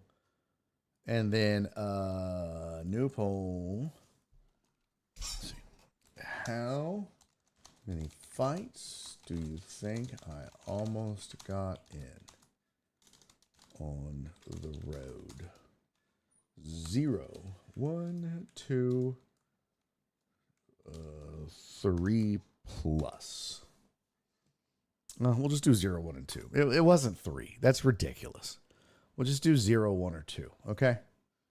It can only be 3 answers here. 0, 1, or 2. We'll do a 5-minute poll. Start, and that'll take us through the break. I will do this on the tubes. Plus, start a poll. How many fights do you think I got into? 0, 1. 0, 1, 2. How do you do polls on Facebook? I got to figure that out. Let's see. Oh, there it is right there in front of my damn face. Create a poll. Here we go. How many fights do you think I almost got into on Facebook? 0, 1, or 2. And save. Did it post? Is somebody on Facebook? Can I go see if the poll's up? I mean, nobody's over there watching right now, so it really doesn't matter. I just want to see if that worked. I don't even know if it's up. I don't even know if it's up. Let me know, and then I'll come back, and if it's not, I'll put it up for all of the people that are not watching.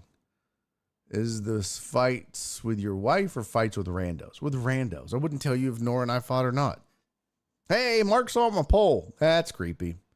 Let me go log into my grandma's Facebook account to see if this poll is showing. Shut up, Miggy! Some of us still use the Book of Faces, sir. Tracy, how many times did Barry get roadhead? Sir, I don't kiss and tell. Wait a minute. That's not... Hold up. I shan't. Listen, you... Shut up. All right, I'll be back. We're going to take a quick break. I have to pee-pee. I'm going to grab water or something like that. And then we'll come back and I'll tell you the road stories. I have a few notes from the road. One from the... Nick says, I don't see a poll. Okay. Let me try this shit again. Let's see. Oh, publish a poll. Let's see. Nope. Let's see. Back. What the frick? Did I just screw up?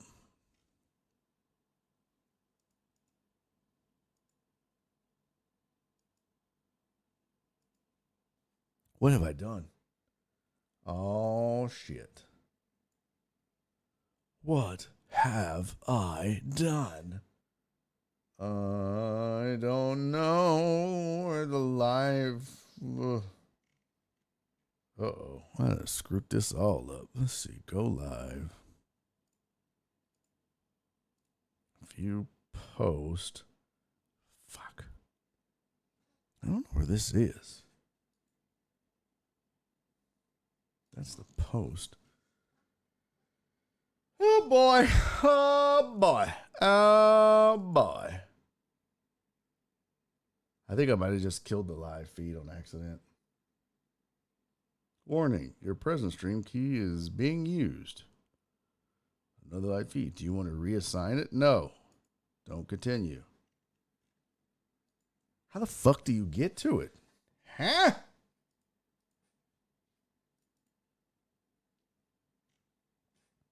I don't even know where to go in this bitch. I have no idea. Let's see. Live now.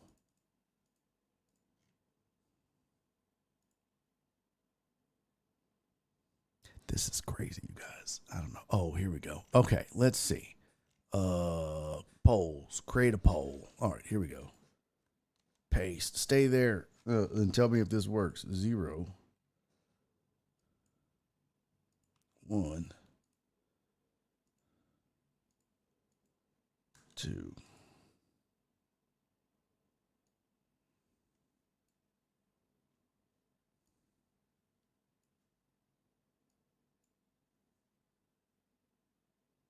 Oh, there it is. I'll be damned. I did that all wrong. That's stupid. All right, I'll be back. We're going to take a quick break. I'm going to grab a drink. I'm going to pee real quick, and then we'll be back right after this. Don't go anywhere. Okay. Yep. We'll be back right after this. This is Barry on Deck. I'm my host, Barry Laminack. Make sure if you do want to donate to the cause, we are trying to raise a bit of funds within the Deckhead community for the family of Alan Denson, who passed away over the weekend. And as we always do, we're supporting our own. So please donate, do so generously if you can. If you can't, that's okay. But if you can, absolutely do so. Jen's Venmo is right here on the screen at Jennifer-Jones-1732. You can also just hit her up in the chat for her PayPal, Cash App, or Zelle, and she'll give you that as well. All right, so let's take a quick break. I'm going to go grab a water and go to the potty. You do the same, smoke a bowl, whatever it is you do, poop, whatever. And then we'll come back and finish up the show. And I've got stories from the road. You won't want to miss it because, if I'm telling stories from the road, some crazy shit happened. All right, so stick around. This is Barry on Deck. I'm your host, Barry Laminack. We will be back right after this. Don't go anywhere. I got your bitch sitting on the goddamn corner doing dope. Sitting on the goddamn corner doing dope. Sitting on the goddamn corner doing dope. Corner doing dope. They are to be ashamed. Sitting on the goddamn corner doing dope. Sitting on the goddamn corner doing dope. Sitting on the goddamn corner doing dope. Corner doing dope. Goddamn right, bitch. Look at here. There you go. They're out here sharing marijuana. Look at here. There you go. The same old nasty ass people from last week.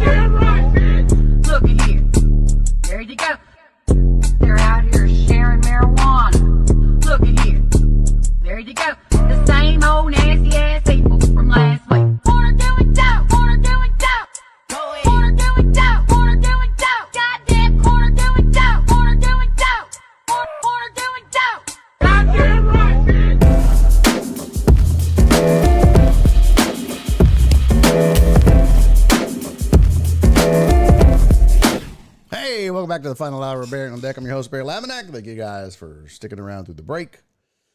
Those of you that did, those of you that did not, can go have sex with yourself. I don't know why you would leave. That does not make any sense. You are a terrible person for doing so. Oh, shit, I never activated the poll. Well, it's active now on Facebook. If you'd like to get in on my poll. If you'd like to stand on my poll, feel free to do so. All right. So this weekend, Nora and I had a gig in the huge, bustling metropolis that is Marshall, Texas. Excuse me. Well, I say Marshall, Texas. It was just north of Marshall, Texas, in Jefferson, Texas. The bustling town of Jefferson, Texas. Hold on, let's see here. Boop. Oh, that's the wrong thing. I done clicked the wrong shit. Phoenix. Boopity boop boop bop. All right. So the poll is over with. And okay. I'll run the poll a little bit longer on the Book of Faces for all of the people that are over there. All right, poll is ended on YouTube. 6 votes. 66% of you said I got into 2 fights almost 2 fights on the road. And then the votes were split between 0 and 1. There were 6 votes total. Okay. So 4 of you said at least 2. Boy, you guys think I fight a lot. Jeez. Oh, ye of little faith. Only 1 person on YouTube thought that I might not have gotten in any fights. Let's look at Twitch. View results. Well, fuck y'all. 14 people voted on Twitch. 5 of you voted that I almost got in 0 fights. And I love those 5 people. Robert, thank you, Robert. Robert on YouTube said 0. I love you, Robert. Thank you, buddy. On Twitch, 5 of you said 0. 3 of you said 1, that I would have almost gotten into 1 fight. And 6 of you said 2. So the vast majority of you watching this show think that I would have gotten into almost 2 fights on the road. Boy, you guys just think I'm out here just trying to fight people left and right, don't you? Bunch of dicks. I'll fight every one of you when I see you. Cisco said I said 0. Thank you, Cisco. Nasty Nate said the real question is how many of those fights did you win? No, these aren't fights. This is almost. Almost. That's the thing. The question was over under on fights I almost got in. I was with my wife, first of all.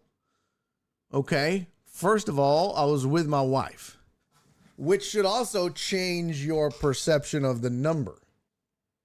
You dicks.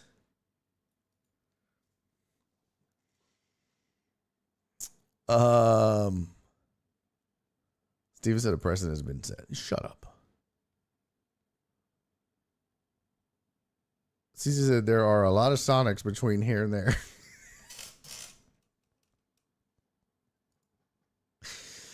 Jared said, you almost fought the guy in the Texarkana parking lot, and I'm sure missed one story. Tony said, oh, almost got it. Probably 15. Well, fuck you, Tony. Nate goes, oh, so you didn't win any. Got it. Shut up, Nate. Dick. Oh, that's great, Jen. Jen said, Barry, we're up to $605. God bless you. You deckheads are amazing. We are up to $605 raised to support Kathy Denson in the passing of Alan Denson. And I just love you guys. You guys are just the best. And so let me update this real quick. I should do this to where I can just update it on. Yeah, let me take that out. That way I can just update it in here. That makes a lot more sense. Instead of having to go to Canva every time to update it. Okay, so Nora and I try to get away once a month. We kind of made a commitment this year that we were going to try to do something once a month to spend some time together, some quality time together, little to no phone usage. And, you know, it doesn't necessarily have to be getting out of town, but we would try to do something as a couple, you know. Oh, Jesus Christ. Imana said, damn it, I didn't get to vote. The nurses were wiping my booty. Jesus Christ, Imana. Didn't need that. So that was this moment, right? So I had a gig in Jefferson, Texas, just north of Marshall. And then Nora, I invited her to go because she had taken off for the week for my birthday. So my birthday was, Wednesday? And so she was like, well, let's just, I had told her I had a gig Friday. And so she was like, well, let's just go do something. I said, I'm in Jefferson. She goes, okay. So she went out and found this place called Oak and Eden. And it is a whiskey distiller out of the Dallas-Fort Worth area. And they do this classroom thing where they teach you different whiskeys. They have a bourbon, they have a rye, they have a whiskey that is done in instead of an American oak barrel, they do a French oak, and so they do all this stuff. And then they have these whiskeys that you can put like a flavor in, right? So you customize your own bottle of whiskey. And Eric said, so you do birthday weekends. It's been an LOE all this time. No, it's not been a lie this whole time. No. This was something she planned that we could only do on that day. So it's not like this was me celebrating a birthday week. This was just, we didn't do anything. So shut up, Eric. No, I wasn't like, it's my birthday week. I wasn't doing that shit. That's all on her. Demon said, hey, I was just trying to keep it 100 about getting my ass wiped. Joe Pro was like, try keeping it 70. Okay, let's not keep it 100. Try keeping it 70. No, they didn't. Cisco said, did they let you open a bottle with a sword? No, they did not.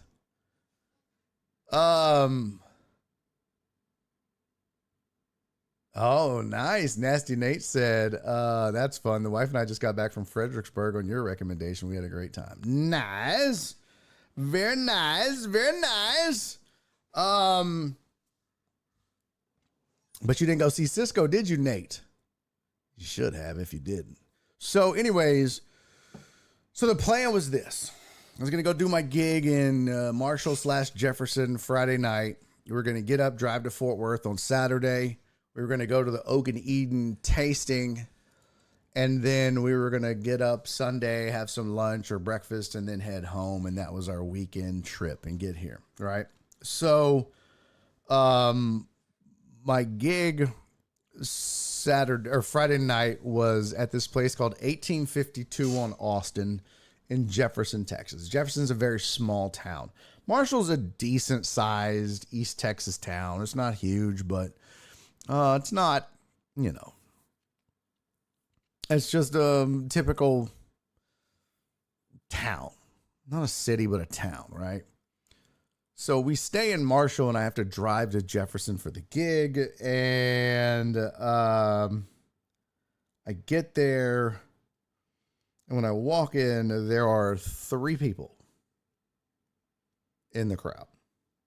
Now, I'm not headlining, by the way. I booked this gig as the feature act because I was just like, well, I didn't have anything on the weekend. and screw it. I'll take the money and get out of town and yeah, whatever. So I'm the feature act, and then, well, we end up doing a show for 7 people. And I'm at the point now we're used to doing a show for 7 people in a room that is pretty big, right? The ceilings are real tall. They normally have bands. It's normally a performance venue for bands. So it's a stage that has already drums on it. And, you know, it's really not set up for comedy, but they do comedy. And this is it's not all like a tight venue where everybody's up close. There's no one at the stage. You know, there's a couple with a kid, not a kid, but their son off to the left. Yo, Ivan, what? Well. Ivan, good to see you, buddy. Ivan has showed up, man. Thank you for coming and paying some respects to Alan Denson. Ivan's here, 27 months. Subscribe. Thank you, Ivan. I really appreciate that, man. And I know Alan, appreciate your kind words. And I'm sure he appreciates you showing up and showing some love to him, my friend. Good to see you, buddy. You're just in time for a road story.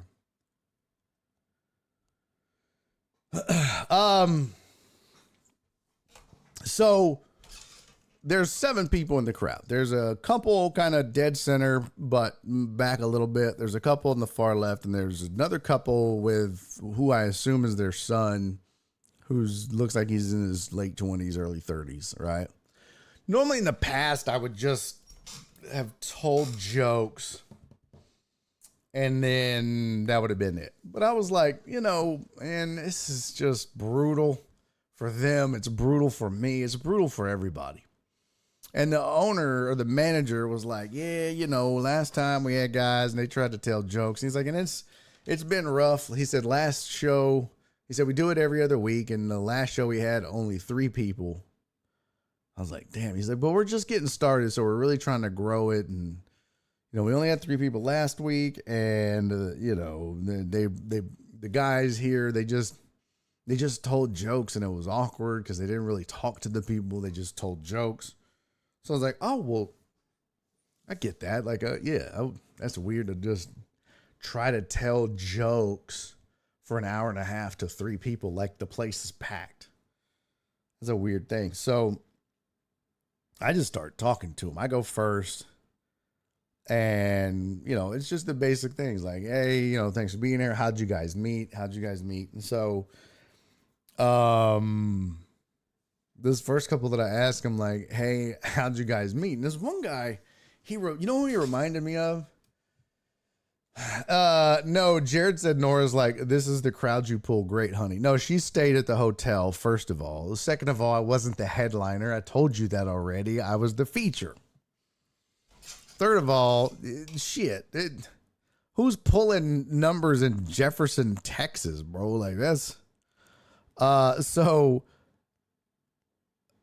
this dude looks like Mel Tillis. He looks like Mel Tillis.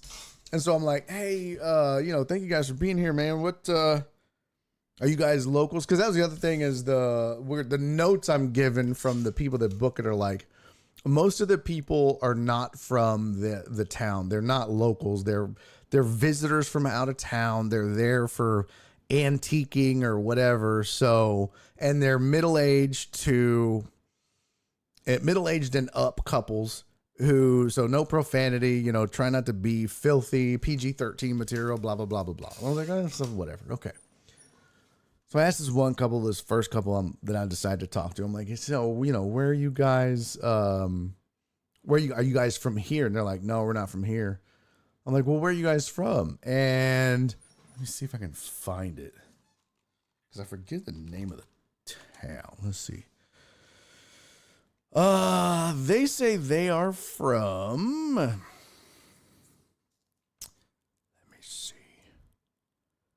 They said we are from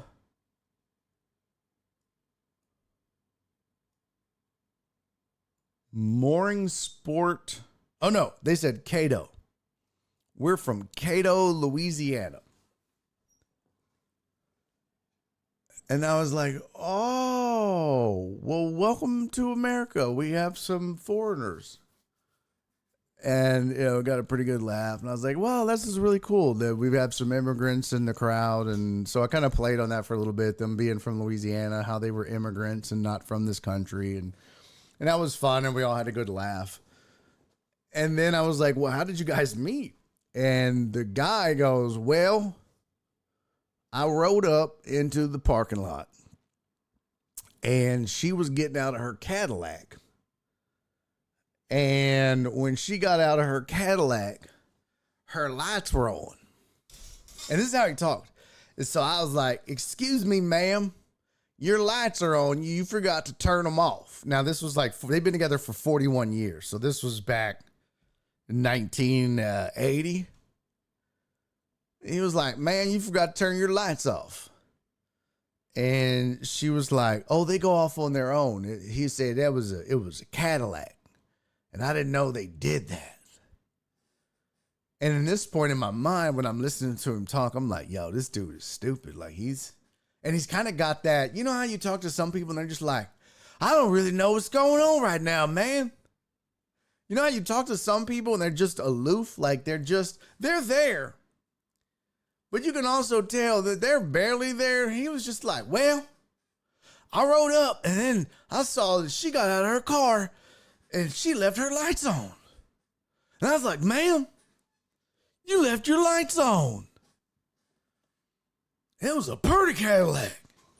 And she was like, oh, no, they go off on their own. And I was like, what? Shoo-wee! Like, it was kind of that vibe. That's why I say he reminded me of Mel Tillis. And for those of you who don't know who the fuck Mel Tillis is, just Google it. And so he goes, she said, oh, well, no, they go off on their own. And he goes, oh, man, that's a fancy Cadillac. He goes, so I said, well, sugar, I sure would like to take you to dinner. Would you go out on a date with me? And she said, yes. I was like, well, obviously she said yes because y'all are still here 41 years later, sir. You could have left that out of the story. He goes, so she said yes.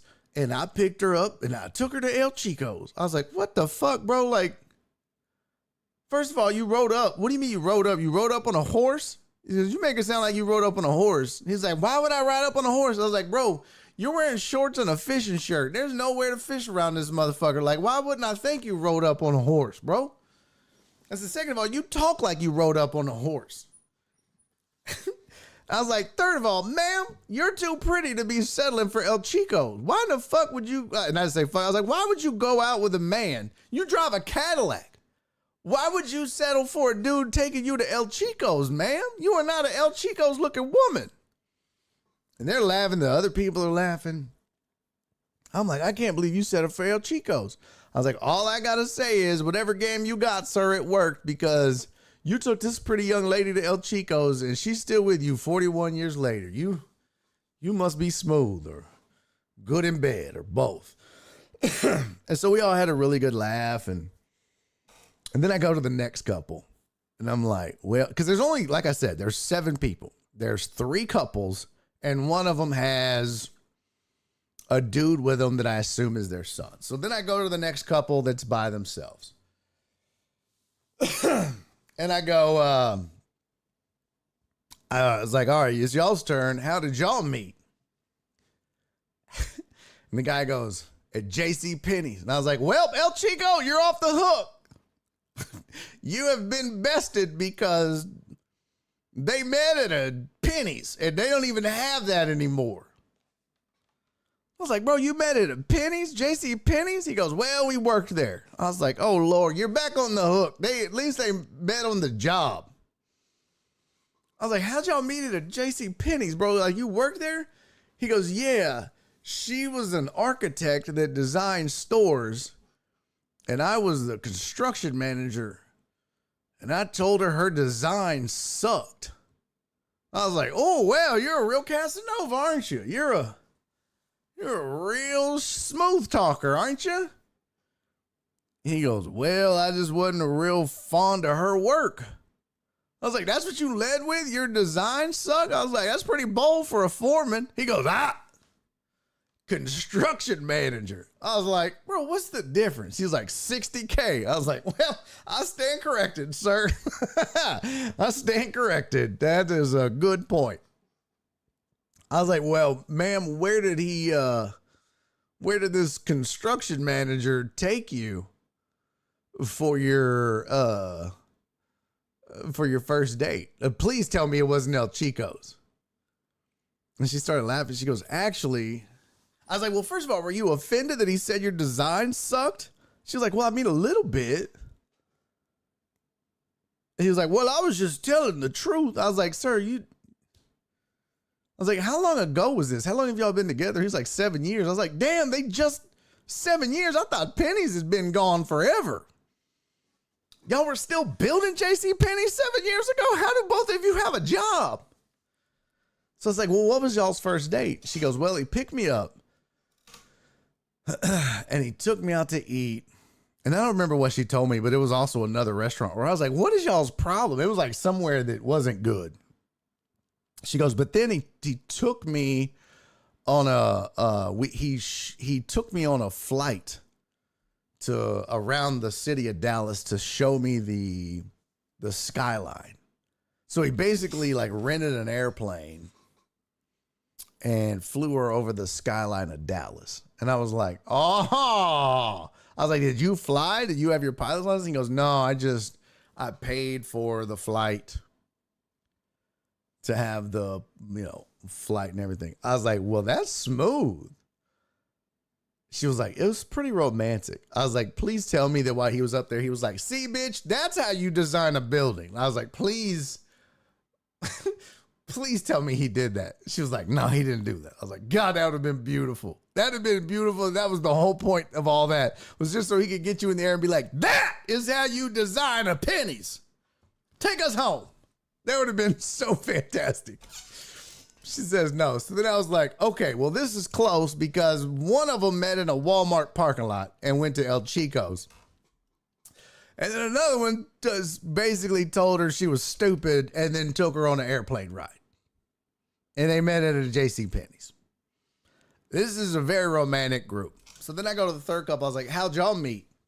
She was like, at a car wash. I was like, well, you two couples are off the hook. This is the worst. How is this going downhill? How is this getting worse? I didn't think we could get worse than Walmart and El Chico's and JCPenney's, but we have somehow managed to hit rock bottom. She goes, yeah, I snuck out. I was like, oh my God, how old were you? How old was he? You snuck out to go to a car wash? I don't even want to know, because that means he was driving and you had to sneak out to go see him, which means you couldn't drive. I don't even want to know what kind of pedophile shit is going on right now, or what was going on right now. I was like, this is crazy, man. I said, I was like, do you get mad at your son for sneaking out? She's like, no, I don't. Yeah, I do. And I was like, oh, well, that was very hypocritical of you. She goes, well, and so there was this kid sitting with him, and I was like, I kept calling him their son. I was like, well, do you get mad at him? Is he, your son? And he finally goes, well, I'm not their son. I was like, what? He goes, yeah, I'm not their son. She goes, oh, that's our son's friend. I was like, why are you here? And their son's not here. What kind of fatal attraction parent trap shit is this? Are you trying to steal his parents? Like, what is happening, bro? What do you like boil his hamster? Like, I'm gonna take your parents and then like boil his hamster when you sleep over? And he's 30 years old. I'm like, what is happening, bro? And he was like, no, we're just, and she goes, well, he didn't want to come because he doesn't like hanging out with us. And I was like, but his best friend does, and nobody else in this room finds that to be weird besides me. And everybody else was like, I'm like, yo, that's creepy, bro. What are you doing? You should be hanging out with people your own age. why are you at a comedy show with these old ass people? No offense, but why are you at a comedy show with these old ass people? And the lady goes, well, he likes our neighbor. I was like, bro, how old are you? He was like 31. I was like, just go ask her out. What? This is a weird way to do it. I was like, she goes, yeah, I like their neighbor, Sally Jean Featherton or some shit. I was like, you know her middle name? Yo, that's some stalker shit right there. You know her middle name? You're stalking her, bro. If you know her middle name, that's some creepy shit. Like, this, I don't know what's happening in this room, but this is some weird shit. So it was crazy, man. Like, they were all had weird stories. Like, you don't expect, usually when you do that, it's only 3 couples. So how weird could 3 different couples be? I was like, Jesus Christ, this is 3 couples. No, somebody would be like, well, you know, we met at church, and you know, this is wild. It was crazy. So that, like, and then I kept using callbacks to El Chico's and JCPenney. It was a lot of fun. Everybody had a great time. So I did that was all 30 minutes. I mean, it was just 30 minutes of me messing with these 3 couples and this dude. And, Black Sheep says, so you met my cousin. So it was just 30 minutes of me messing with these 3 couples and this dude. A lot of fun. And then I turned it over to the headliner and I bounced, right? So then go back to the room, go to sleep. We get up, we head to Fort Worth. And we go to we get to Fort Worth and we go to we check in. We finally get a hotel. It was hard to find we wanted to stay at like a nice hotel, splurge a little, be near Sundance Square after we did the whiskey thing. And I gotta get the bottle and show you guys. It was really cool. But so I take her down. I take Nora to Sundance Square, which is really cool in downtown Fort Worth. This is like where a lot of people hang out, and they've got this band out. It's kind of a mariachi band, kinda. Really, not really. I guess it's just a Latin band, and they're out there in this big open area. It's kind of like Discovery Green-ish, but it's just this big square, and they're just teaching salsa dancing to anybody. He's like, if you want to learn how to salsa dance, just come on up. And so people walk up to the stage, and at first, there's just like maybe 12 to 15 people. And Nora's like, oh, this is really cool. I'm like, yeah, it's Fort Worth is a vibe, man. I really dig the city of Fort Worth. It's very much a vibe. It's a really cool place. And she's like, well, this is neat. So I walk her around Sundance Square and show her. Joe said I always kind of like Sundance Square. It's a really cool vibe. So show her around is really cool. And then we go to a cigar shop and get a cigar. And then I forget what we do. We go back to the room. I don't know. And then we finally figure that we're going to go eat.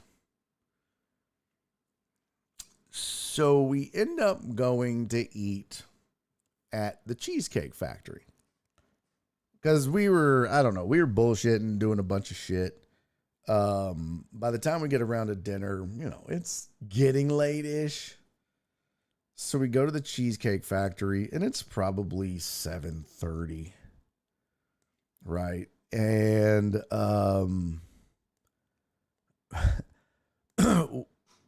we it's like a 30-minute wait. And then they seat us and they seat us at a 2-top against the wall. And in the Cheesecake Factory at this one, there's 3 of these little booths. They're mini booths. It's just they seat one person on each side. So it's a 2-top. And then there's one, it's almost like a pod, right? And there's 3 of them against this wall. And we're in one, the middle one is empty, and then there's a third one. There's these 2 dudes in the third one. And so, Steven.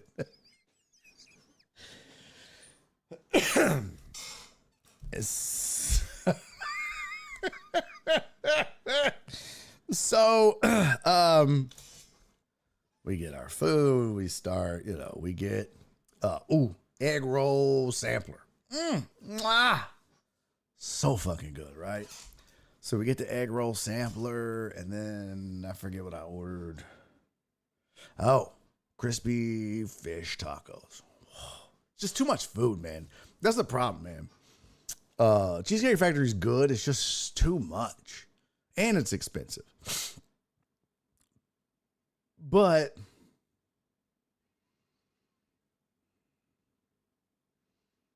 these two dudes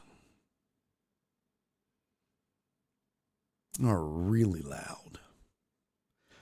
Because when we first sit down, I'm like, well, this is nice. Like, this is really nice. It's kind of secluded and it's quiet. And it's just, it's perfect for a little, just us, just on a date. Just the two of us. We can make it if we try. Just the two of us. And I'm like, this is really nice. And so it's, and it's kind of dark in there and it's quiet. Then I hear, yes. Fuck yes. Fucking yes. Come on, bitch. Yes. That's what I'm talking about.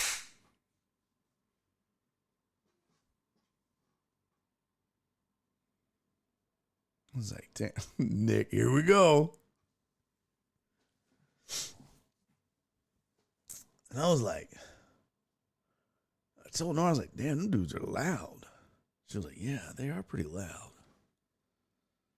I was like, wow. And so we don't even have our appetizer yet. They bring the egg rolls. Fuck yeah. Cheers to us. Fuck yeah. Yeah, bitch. We deserve it. Fucking A, we do. Yeah. And I'm looking because, like, there's glass between. You can see all the way down. So I can see these two dudes. And they're all, and they got their phone and they're taking pictures. Egg rolls come. And I'm trying to ignore it because I'm trying to focus on my wife. My wife. I'm trying to focus on my wife. But y'all know me, I get distracted by that shit, right? Like I can't focus. My ADHD is like, I want to focus on my wife. Love you, Donna. She said, damn it, time for Pilates. I'll catch the replay tonight. I did not want to miss this ending. Love you, Donna. Be safe, sweetie. So I'm like, I finally, after, and then one point they go, oh, let's go live. Fuck yeah, let's go live. And they've got their phone and they're all like, what's up, bitches? And they're literally making that noise in the fucking Cheesecake Factory. Is it live? I don't know. Is it live? I don't know. Oh, there it is. There it is. I don't think it's live. Is it? I don't know if it's live or not. Did it go live? I think it's live. There it is. There it is. What's up, Carl? All right, that was cool. It's like, what the fuck, man? So I'm like, babe, this is fucking crazy. She's like, it's loud. Just ignore it. And I'm like, Nora is not that person. I can't do what I would do if I was by myself. So I was like, okay. Well, then they seat another. So it's our table. There's a middle table where there's nobody. And then there's these two dudes who are just acting an ass. Loud. And then they seat this black couple in between us. And in my heart, I'm like, oh, yes. Yes. Because I'm thinking, oh, yes. if there's anybody that's not going to put up with that shit more than me, it's going to be a black couple that's trying to have a nice, quiet ass dinner. I'm like, oh, yes. Yes. So as the night and the meal progresses, they get louder. Fuck yeah. They're slamming shit and it was just chaos. And I keep looking. And at one point, the black dude, because he's, you know, me and the black dude can see each other. So they're behind the black dude. And I see him go like this. And I was like, ooh, ooh, ooh. Like, I'm getting up. Like, I'm ready, bro. I'm ready. If you're ready. Like, I lock eyes with him one time. I'm like, let's go. If you want to go, I'll go. Let's do it. I got you, fam. Like, I couldn't say all that, but it was just he knew. You know what I mean? Like, he knew. I was like, and he didn't do nothing. I was like, fuck, man, come on, bro. Stand up. I got you. Well, then at one point, they got ignorantly loud. And even Nora was like, God damn. And our waiter comes walking by, and I was like, fuck, man. And even he was like, ugh. So everybody is kind of on the same page that it's obnoxious. But no one is saying anything to these two assholes. The other couple's not saying anything. The waiter's not saying anything. The manager hasn't come over and said anything. These two dudes are just acting a complete ass in this restaurant, and nobody is saying a fucking word. And we're getting ready to pay. We're getting a check. And I told Nora, I was like, you know what I wanted to do? I was like, I was so close to just telling you that I had to go to the bathroom and then just going over there and telling them to shut the fuck up. She was like, I'm so glad you didn't. I was like, yeah. I was like, shit, I wanted to, though. She was like, it's whatever. So the check comes. Hey, what up, Manny? Holy shit. We have a Manny sighting. Oh, my God. Right in the middle of a road story, buddy. Hang tight. I miss you all the time. Glad to see y'all still going strong. We trying, baby. We trying. 800. Episode 800 today. So you're right at the end of a story. So this obnoxious ass dudes, right? They bring the check and we're getting ready to leave. And they're still, and that the couple in between us doesn't do anything. What up, Houdini? Good to see you, brother. So after I told Nora that, when I was like, man, well, what I wanted to do, babe, was tell you that I was going to go to the bathroom and just go over there and tell him to shut the fuck up. She's like, well, yeah, it's not worth it. It's whatever. I was like, well, you're right. So I get, the check comes and I pay and a tip and I put the check in. I'm like, you ready? She's like, yeah, I'm ready. I was like, cool. I was like, I gotta pee real quick. I'll meet you outside. She goes, okay. She gets up and she goes outside. And I go in and I pee. In the bathroom, to get to the bathroom, I have to pass this table. So I don't say anything on the way to the bathroom. I just clock the two dudes. I'm like, okay. Eric Resenda says that's number 1 or number 2. For what? Almost fighting? I haven't almost fought nobody yet, Eric. I haven't almost fought nobody yet. On this whole trip. What are you talking about? Almost fighting? I haven't almost fought nobody. I go to the bathroom. I pee. Come out. I'm walking out to the thing, and as I pass their table, they're like, "Ah!" And they're screaming again. And it just,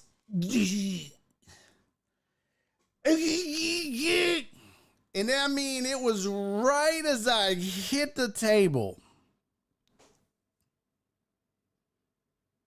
And I stopped. So I'm right.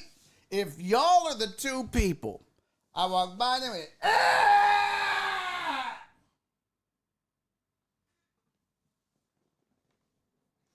And I put my hands on the table. So I'm standing like this on their table.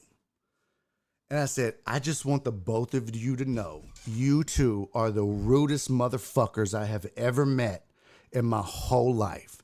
You just ruined my entire fucking meal that I had on a date night with my wife. And I want you both to know you're lucky my wife was with me, because I would have whooped both of your fucking asses if she wasn't with me and wouldn't allow me to come over here and beat the fuck out of you and beat the fuck out of you. And when I stood up, that black dude was in his chair and he turned around and goes, that makes two of us. And I didn't know whether to go, thank you, or like, bitch, you could have said something 20 minutes ago, but your punk ass just sat here until I walked over here to say something. Fuck you too, man. Oh, it's so goddamn hot. I'm like, oh, now you want to jump in? I wanted to be like, man, you just shut the fuck up. And so when I did that, well, one of them I could tell was kind of like, what, bitch? Like, I could tell if I punched one of them, it was probably a hate crime. You know what I'm saying? But the other one was like, oh, really? I said, yes, motherfucker, really? And he was on the left, right? The other one, like, if I hit the other one, it was a hate crime. He was just like flabbergasted. He was just like, and this one on the left, he had a beard. And he goes, oh, really? And I stooped down and I said, yes, motherfucker, really? And then the waiter comes over. He goes, say, bro, just go on ahead, man. You know, they're about to leave. I was like,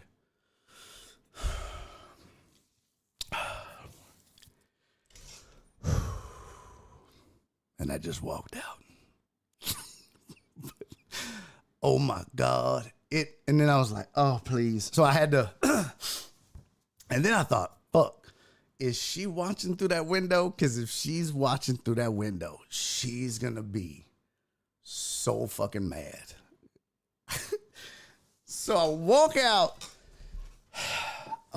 I'm trying to compose myself to get to, by the time I get to the door, because I know she didn't want me to do it, right? I know she don't want me talking shit. I know she don't want me fighting or calling people out. So I get to the door and I walk out and I'm like, oh, you know, because I'm like, I bust out the door. I'm like, hey, babe, you ready to go? You want to get some ice cream? She's like, oh, that sounds delicious. I'm like, okay. And my fucking heart is pounding and shit. I'm like, bitch, let's go. We just skipped down the goddamn road. Like, she has no fucking clue. I am so lucky. Oh my God. Ooh, I was hot. Oh my God, I was hot. Dre, you have no idea, bro. I was so hot. So hot. I was like, bro, now you speak up. He was like, yeah, that makes two of us, motherfucker. I was like, man, shut your ass up. I was like, bro, really? Really? Now you say something? Fuck. Joe Pro. And in this corner, it's Truman, hate crime Laminack. No, I wouldn't have hit him. I was like, nah, I'm not. I mean, he might have scratched my eyes out or some bullshit, but I was just like, bro, what? So it kind of made sense when I was hearing them interrupting our meal. Every time I'd hear, yes, bitch, now it made sense who it was. But I was just like, oh my God, damn. And all they could say the whole time when I was like in their face was like, oh, really? I was like, you bitch. You did all that screaming and hollering and shit. And then when you get checked, you ain't got no words. All you got is, oh, really? Yes, motherfucker, really? Boy, I was pissed. Ooh, I was hot. And I wasn't going to say anything. I swear to you I was. I really did have to pee. It was not my intention. it was not my intention to go past the table to fight them. That was not my intention. I did want to see them. I wanted to see who ruined my fucking meal that night. But it was not my intention to say anything. I mean, I might have been like, I might have given them the look as you walk by and been like, but it was not my intention to say anything. Yes, Houdini, he was with his wife. Yes. Flip said those were definitely your intentions. No, I had to pee, bro. There was only one way to get to the bathroom. What, you want me to walk around the fucking restaurant to pee? I had to go past them to pee. Do you know how much whiskey I had that day before I went there? I had to pee, bro. But when I passed them on the way out, as they're screaming again, obnoxiously loud, it just triggered me. I was just like, okay. You know what? If I'm going to do this for me because I'm done eating and leaving, I'm going to do this for the rest of the people around them. Oh, it's hot. Oh, it's hot. Oh, my God. Hot. So then, so we go. So, yeah, if you had over a half a fight, almost fight, you can step up to the window and cash your ticket. So that was that. The last thing was, so Nora and I go and get a cigar and I go to the bar because I'm like, well, let's, she's like, since we were hanging out, as part of the trip, she's like, well, do you want to go get a cigar and just kind of, hang out or, whatever. So I was like, yeah. So I went down to the hotel bar. I ordered an old fashioned and I was like, can I take it back to my room? They're like, yeah, that's fine. So I go to the room and I get the coffee cups there. Then I pour it into the coffee cup, put the lid on it. And I'm like, let's go down to Sundance Square. So we go down to Sundance Square and they have a cigar shop right around the corner, actually across from the comedy club. So I go there, I get a cigar, and now I got my I got my old fashioned, I got my cigar, I'm chilling. She's chilling. We're just hanging out. We're watching people. Now the salsa dancing went from like 12 people on stage. Now it's a full on ass concert, right? This place is packed. There's probably 100+ people in the square salsa dancing while this concert's going. It is so badass. I highly recommend if you ever go to Fort Worth and got nothing to do on a Friday or Saturday night, go there. It's really, really cool, especially if they got some kind of activity going on. And so it was cool. We're just chilling. And then it's over. It's like 10 o'clock, 10:15 or something like that. And it's over and it ends. And I'm not done with my cigar. I'm still not done with my whiskey. And Nora's just chilling. So we're just hanging out, spending time together, talking. We're looking at different shit. And then you hear this. And I was like, what the fuck is that? And you look. And there's this boat coming up the street. Mimi said she would have said, oh, thank God, when I told them dudes to shut the fuck up. Thank you, Mimi. So there's this boat car thing coming up the street. Yes, beheaded a boat, but it's a car. And this boat is playing some really loud ass stripper music. And it has a pole.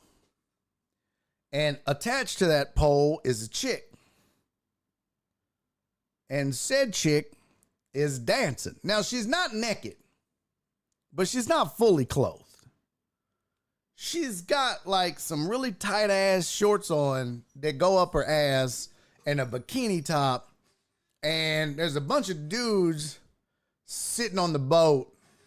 And on the back of the boat, it says something 80s. Like it says Studio 80. Studio 80. And I forget what song is playing, but it's like, So this bitch is pole dancing on a boat in downtown Fort Worth. I was like, well, that's crazy. Nora's like, what the hell? This is wild. I'm like, yeah, that's just crazy. So they pull up to the light. Light turns green. They take off. And as they take off, I look, and there's about 17 kids chasing this fucking titty boat through Sundance Square, downtown Fort Worth, like this bitch is the titty Pied Piper, and these are a bunch of titty mice just they're just chasing this fucking boat with this bitch dancing on this boat. And I was like, what the fuck? It's crazy. It's crazy. She's just popping her jeans ass, and they're just trying every stoplight. They're just trying to get to the stoplight so they can watch this bitch pop her ass on this boat for 15 seconds while, you know, and then it takes off, and then there they go. I know that they probably were way downtown and shit, right? Somewhere else. So if you've never been to Sundance Square, I don't want to spoil it for you, but it's a square. And so they make the block, right? So they go down and no, please tell me it was the people from the restaurant. No, it wasn't. So they go down. I was kind of hoping I would run into them in the square though. Cause then I'd be like, oh, we get to square up. All right, now fuck off. So the boat makes the block, right? Now, mind you, it's Sundance Square on a Saturday. There has been hundreds of people that were just salsa dancing to a free Latin band. It was jamming. It was fun. There was people everywhere. It's awesome, man. It's really great. It's very much a melting pot. It's very cool. It's a great night out. There's no humidity.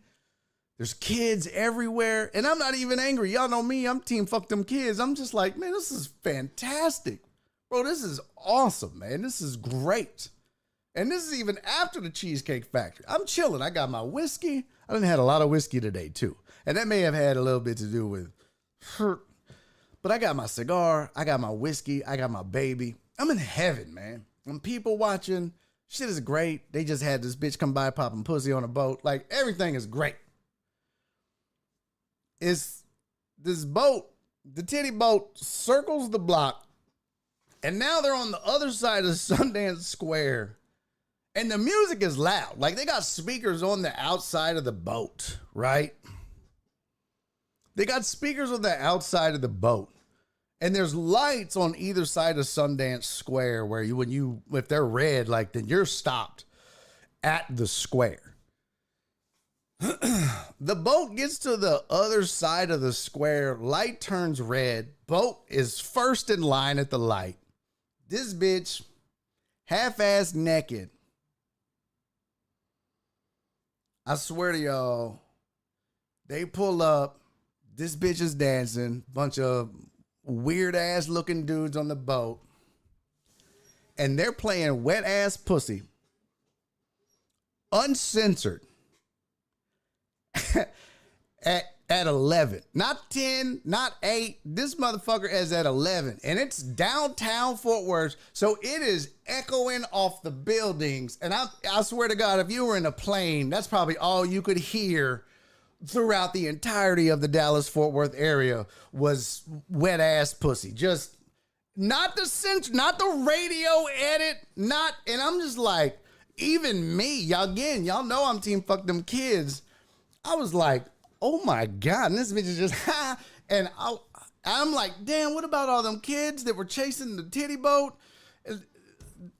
Even I was like, okay, that's a little much. Like, at least play the radio edit. You know, I get you want to throw this nasty bitch on this boat and try to get some people to go to your club. Like, I get that. But damn, this bitch is, they're playing the whole wet ass pussy. And that is not. I ain't gonna lie, I felt old at that point. I was like, okay, I'm officially 50. Like, I am definitely 50. Because 30-year-old Barry would have been like, what? What? But 50-year-old Barry, I was like, okay, that's a little much. And I was like, damn, am I old or is that just not okay? Is that not okay? Or am I old? And I had to think, I was like, I don't really know. Is it okay to play a wet ass pussy in front of a 10-year-old? I don't know. I feel like it's not. Just a bunch of kids running around the park and you're just playing whack, just like it's nothing. I don't know. I felt like it was wrong. That could be me. I don't know. Am I? Am I old? Is that wrong? Houdini said, nah, that's just not okay. Thank you. Oh, shut up, Clarence. Clarence said you're old. Young lady, this music is not appropriate. Now go put some clothes on and call your parents. Shut up, Alex. And Barry turned down his hair today. Kiss my ass. Kiss my ass, Alex Villanueva. Told I said Luke's dancers don't do radio edits. It was crazy, man. I'm like, wow, I get like the boat. That's a great marketing idea, right? You got them kids running up and down the street trying to glance at this chick's cheeks. Like, okay. Yep, that makes a ton of sense. I don't know why you're trying to get little kids to come to your club. That's weird as shit. It'd be different if you had like 40-year-old men running down the street chasing this old nasty ass herpes boat, but these kids, I don't know. Barry is turning into get off my lawn guy. I don't feel like I'm turning into get off my lawn guy. I'm still team fuck them kids. Like I'm just like, wow, that's crazy to be playing that in public. That's wild to me. I don't know. You guys can make them jokes all you want, but I guarantee you, you got a 7-year-old little girl out in Sundance Square. Mama, what's a wet ass pussy? I wouldn't know, honey. I'm still married to your dad. Like, you don't want that. You don't want that. You don't want to have to explain that to your 7-year-old daughter. You want to wait till you find out she's a hoe in 8th grade to have to explain that shit. Tell me I'm a fucking old ass man. Fuck you. I'm not get off the lawn guy. I'm keeping it real up in this bitch. Y'all just want to make jokes.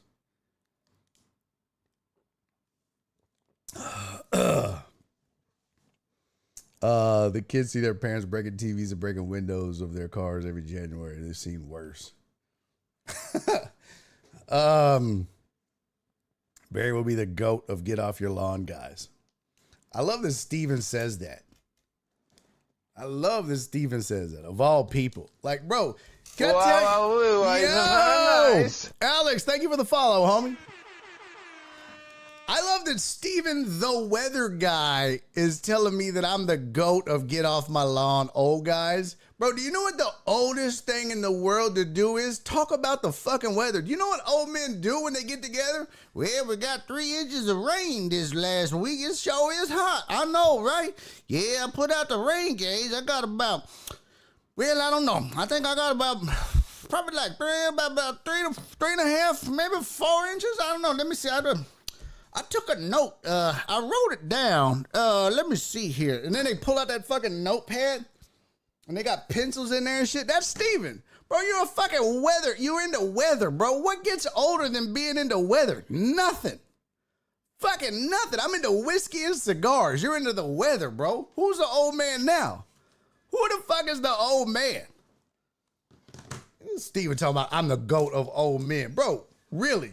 Well, I tell you what, we got a cold front coming in. And sure, boy, it's going to get chilly. You know what I mean? I had to bring my pepper plant in from the back porch because, you know, that weather. They say we got an El Nino. And I tell you what.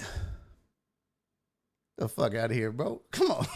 What you talking about? I'm old. Are you?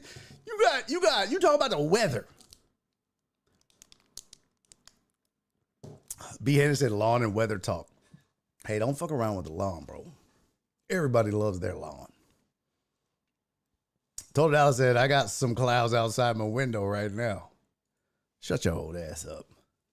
Oh, shit. Bust down. What?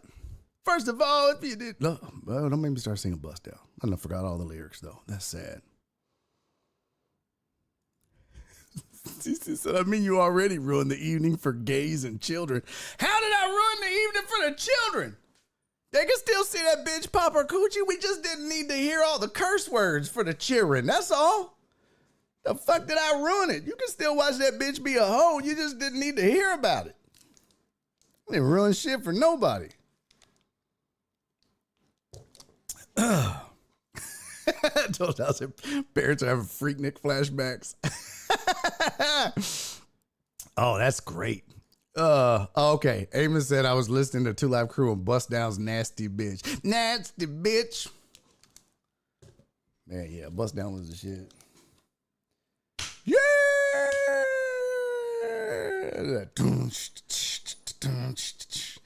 Bust Down was nasty as fuck. Barry, those kids have to explain to their parents what WAP is. Well, that don't make it right. Dallas here, 69 said from the maker of Lawn Talk. I don't need you chiming in on this shit. Shut your mouth. Steve said, I mean, you ain't wrong.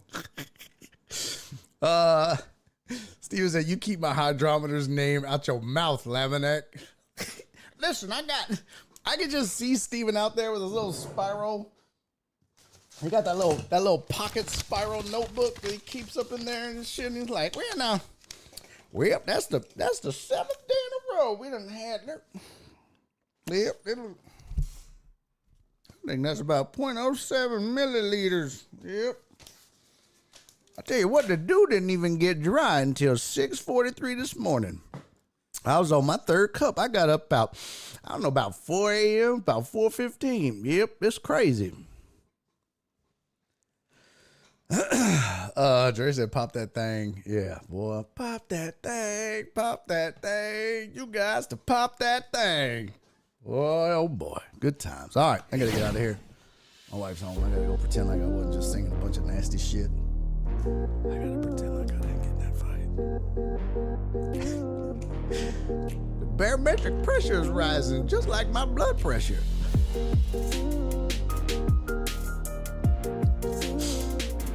Told Dallas that we roasted Steven the Weather Guy. Not no more. Show's over. Hey, appreciate you, beheading. Hey, man, thank you guys for being here. Love you, Mark. Appreciate you, brother. No, not 2 almost fights. 1. That's it. 1. Don't be trying to add to it, ho. Ivan, good to see you, brother. Come back tomorrow, homie. So yeah, keep in mind, right there, we are at $603. I'll have an updated total for you tomorrow. We're just trying to get some money together through the community, for Kathy, Alan's wife. For those of you that maybe joined late or didn't know, we lost Robert. See you, buddy. Love you. We lost Alan Denson over the weekend. Sad and tragic. Alan was a fantastic human, a gentle soul, to be sure, and will be missed by all of us in the community. So all week we'll have memories and of Alan, and I encourage you to reach out to Jen. You can do so here at jen@barryondeck.com. Share with her your favorite memories. Maybe you have photos, videos, or what have you, and we will have a celebration of life and a kind of a memorial service thing on Thursday for Alan. It was a little too soon to try to put something together, so we want to make sure we do it right, and we'll have a final total for you, and we'll try to do something right for Alan on Thursday. Okay, in the meantime, until I see you tomorrow, do me 3 favors, would you please? Be safe, be kind, and most important, love each other. See you guys tomorrow. Rest in peace, Hal. Absolutely good.